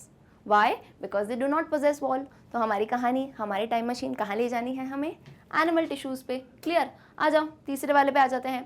Third का ए क्या कह रहा है, थर्ड का ए कहता है the tissues lines the alveoli of lungs. तो लंग्स की बात है, यानी एनिमल्स की बात है। हमारे जो एल्वियोलाई रहते हैं लंग्स में, जो एल्वियोलाई प्रेजेंट रहते हैं, जहाँ से क्या होता है, रेस्पिरेशन होता है, गैसेस एक्सचेंज होता है, वहाँ पे कौन से टिश्यू प्रेजेंट है। तो एनिमल टिश्यू की कहानी में याद करो, जब हमें किसी भी चीज़ का एक्सचेंज करना होता है, जैसे यहाँ पे क्या एक्सचेंज हो रहा है, गैसेस एयर का एक्सचेंज, तो उस एक्सचेंज के लिए थोड़ा दिमाग लगाओ अपना। उस एक्सचेंज, कोई भी चीज़ एक्सचेंज करनी हो तो वो टिश्यू कैसा होना चाहिए, थोड़ा पतला होना चाहिए कि नहीं, सिंपल होना चाहिए, थोड़ा पतला होना चाहिए, क्यों, ताकि एयर इधर से उधर एक्सचेंज कर पाए। तो वही सिंपल एपिथेलियम कौन सा है, दैट इज स्क्वामस एपिथेलियम। अरे रिलेट किया कि नहीं, क्या बोला मैंने, कहाँ प्रेजेंट है स्क्वामस एपिथेलियम, लंग्स के जो एल्वियोलाई होते हैं, जो सैक होते हैं, जहाँ से एक्सचेंज होता है गैसेस का, रेस्पिरेशन होता है, वहाँ पे क्या देखने को मिलेंगे हमें, एपिथेलियम। कौन सा, स्क्वामस एपिथेलियम। स्क्वामस एपिथेलियम क्यों, क्योंकि देखो एकदम जो है सिंपल लाइनिंग वाले ये जो सेल्स हैं, रेक्टेंगुलर सेल्स हैं, आपको दिखेंगे। क्लियर है कि नहीं? तो ये वाली थ्योरी अगर याद आई हो तो समझ जाओ, पी क्या है हमारा, स्क्वामस एपिथेलियम। तो एक तो क्लियर हो गया, बस बोलो लास्ट बचा है मैम, लास्ट वाली चीज़ क्या बची है, क्यू बचा है, तो क्यू भी हम यू निकाल लेंगे। क्यू क्या कहता है, the tissue forms shock absorbing cushion around some vital organs. ओहो, इतना बड़ा हिंट दे दिया, शॉक एब्जॉर्बिंग कुशन। अब शॉक एब्जॉर्बिंग, मेरी बात सुनो, कुशन क्या होता है, सिर्फ कुशन पूछ रहे हो, बायोलॉजी छोड़ दो, अभी साइड में रखो बायोलॉजी। कुशन घर में सोफ़ा वगैरह होता है ना, सोफे में कुशन होता है कि नहीं, तो उस क्वेश्चन में क्या करते हो, जब स्कूल से जाते हो घर तो क्या करते हो, एकदम जाके लेट जाते हो वो क्वेश्चन पे। तो क्वेश्चन कैसा होता है, एकदम ऐसे अच्छे वाले क्वेश्चंस प्रेफर करते हैं ना, एकदम जो बहुत ही ज़्यादा बल्की हों, फैटी हों क्वेश्चंस। तो क्वेश्चन यानी क्या, अगर हम जाएं एकदम और बिस्तर पे ऐसे जाके धड़ाम गिर जाएं या सोफा पे और वहाँ पे क्वेश्चन रखा है, तो क्या हमें चोट आएगी? वो जो हमने रिएक्शन दिया शॉक का, वो क्वेश्चन एब्जॉर्ब कर लेगा क्योंकि वो फैटी है, मोटा सा है। तो यानी कि वैसे ही सिमिलरली हमारी बॉडी में कुछ इंटरनल ऑर्गन्स पे, और जैसे हमारी आईबॉल्स होती हैं, इन पे कवरिंग रहती है एक फैटी टिश्यू की। क्यों? Because it helps in absorbing any जो शॉक सिचुएशंस रहती हैं उसे एब्जॉर्ब करने में मदद करते हैं, या शॉक स्टिमुलस रहता है। तो दैट इज, मैंने क्या कहा, फैटी होता है। अरे रिलेट सिर्फ अपने घर के कुशन से करो, मैं ये नहीं कह रही हूँ कि बायोलॉजी को बहुत ज़्यादा घुसा लो, क्या है कुशन है, कोई नया वर्ड है, अरे सिंपल वही घर वाला कुशन। तो कैसा होता है, फैटी होता है, थिक थिक होता है, बल्कि वाले क्वेश्चन हम लेते हैं। तो फैटी टिश्यू वैसे ही हमारी बॉडी में जो होता है कुछ इंटरनल ऑर्गन्स को और जो है हमारी आईबॉल्स की जो कवरिंग करता है, that is known as adipose tissue. अरे याद आ गया ना? हाँ है कि नहीं? बिल्कुल। और याद आ जाता है तो बता दिया करो, तो मुझे खुशी होगी कि यस याद आ गया ma'am. Adipose tissue, adipose tissue का स्ट्रक्चर भी बहुत ही मज़ेदार है। कैसा स्ट्रक्चर है? ये जो मैंने पहन रखा है यहाँ पे उंगली में, अरे रिंग पहनी है भाई, रिंग पहन रखी है, तो वैसा ही स्ट्रक्चर होता है किसका? एडिपोज टिश्यू का। इंटरेस्टिंग स्ट्रक्चर, डायग्राम भी उसका याद रखना है हमें। तो कहानी ये किसकी थी? ये थी एडिपोज टिश्यू। Very simple. क्या लिखा है? यही तो लिखा है, the tissue forms shock absorbing cushion around some vital organs, which means Q क्या हो गया? क्यू हो गया एडिपोज टिश्यू। तो कहानी पहेली जो है यहाँ बुझ चुकी है। अब नेक्स्ट आ जाओ, फाइनली सॉल्व करते हैं। अभी क्वेश्चन खत्म नहीं हुआ है, अभी सॉल्व करना है हमें। इसके बेस पे देखते हैं क्या क्वेश्चन पूछा गया है। Select the incorrect option regarding tissues P Q R S T N U. Very important, incorrect बताना है, तो करेक्ट बता के प्लीज भग मत जाना। इनकरेक्ट, गलत वाला स्टेटमेंट बताना है। तो ए कहता है P is an epithelial tissue whereas Q is a loose connective tissue। तो P स्क्वैमस एपिथीलियम है। अरे एपिथीलियम है तो कौन सा टिश्यू है? क्लियरली एपिथीलियल टिश्यू है। ओके, सेकेंड लाइन में क्या कहा है? whereas Q is a loose connective tissue। Q क्या है? Adipose tissue. Yes, adipose tissue एक लूज कनेक्टिव टिश्यू है। कनेक्टिव टिश्यू के हमने टाइप्स देखे थे, उसमें से एक ये भी है। तो जो शॉक एब्जॉर्बिंग है, प्रोटेक्ट करता है। करेक्ट, क्लियर है। अब नेक्स्ट आ जाओ ऑप्शन बी पे। T is either greatly reduced or absent but R is exclusively present in aquatic floating plants whereas S is found in cucurbita stems। Okay, एक एक करके। अब जिस ऑप्शन में ना बहुत सारी कहानी दे देते हैं तो आपका नहीं मेरा भी दिमाग घूम जाता है। तो क्या करते हैं इसमें, सिंपली एक एक बात देखो। पहले टी की बात यहाँ तक दी है तो शांति से यहाँ तक देखो। क्या लिखा है? T is either greatly reduced or absent. T कौन है? जाइलम। तो लिखा है T is greatly reduced or absent in कहाँ पे? एक्वेटिक फ्लोटिंग प्लांट्स में। पर जो है आर वहाँ पे मिलेगा, विच मीन्स ये कहना चाह रहे हैं जो जाइलम है ना वो एक्वेटिक प्लांट्स में हो सकता है ना मिले, या बहुत ही ग्रेटली रिड्यूस्ड हो, ना के बराबर।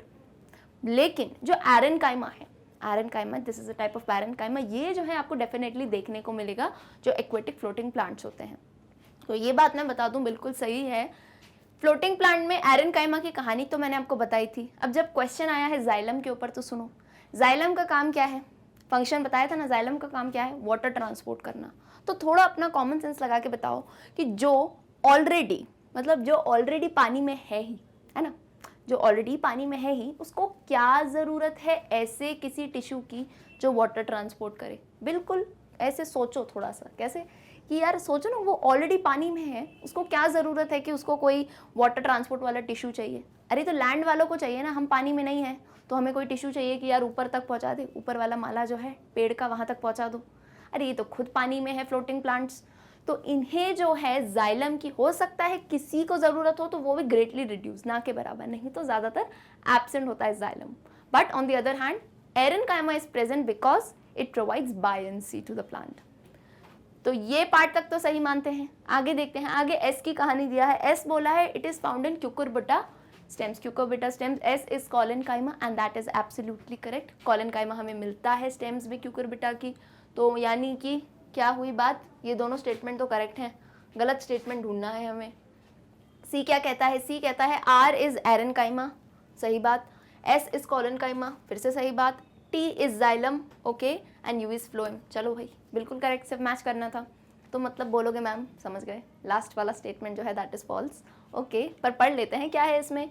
You is found in grit of guava and pear etcetera, whereas the matrix of tissue P contains flexible material called chondrin.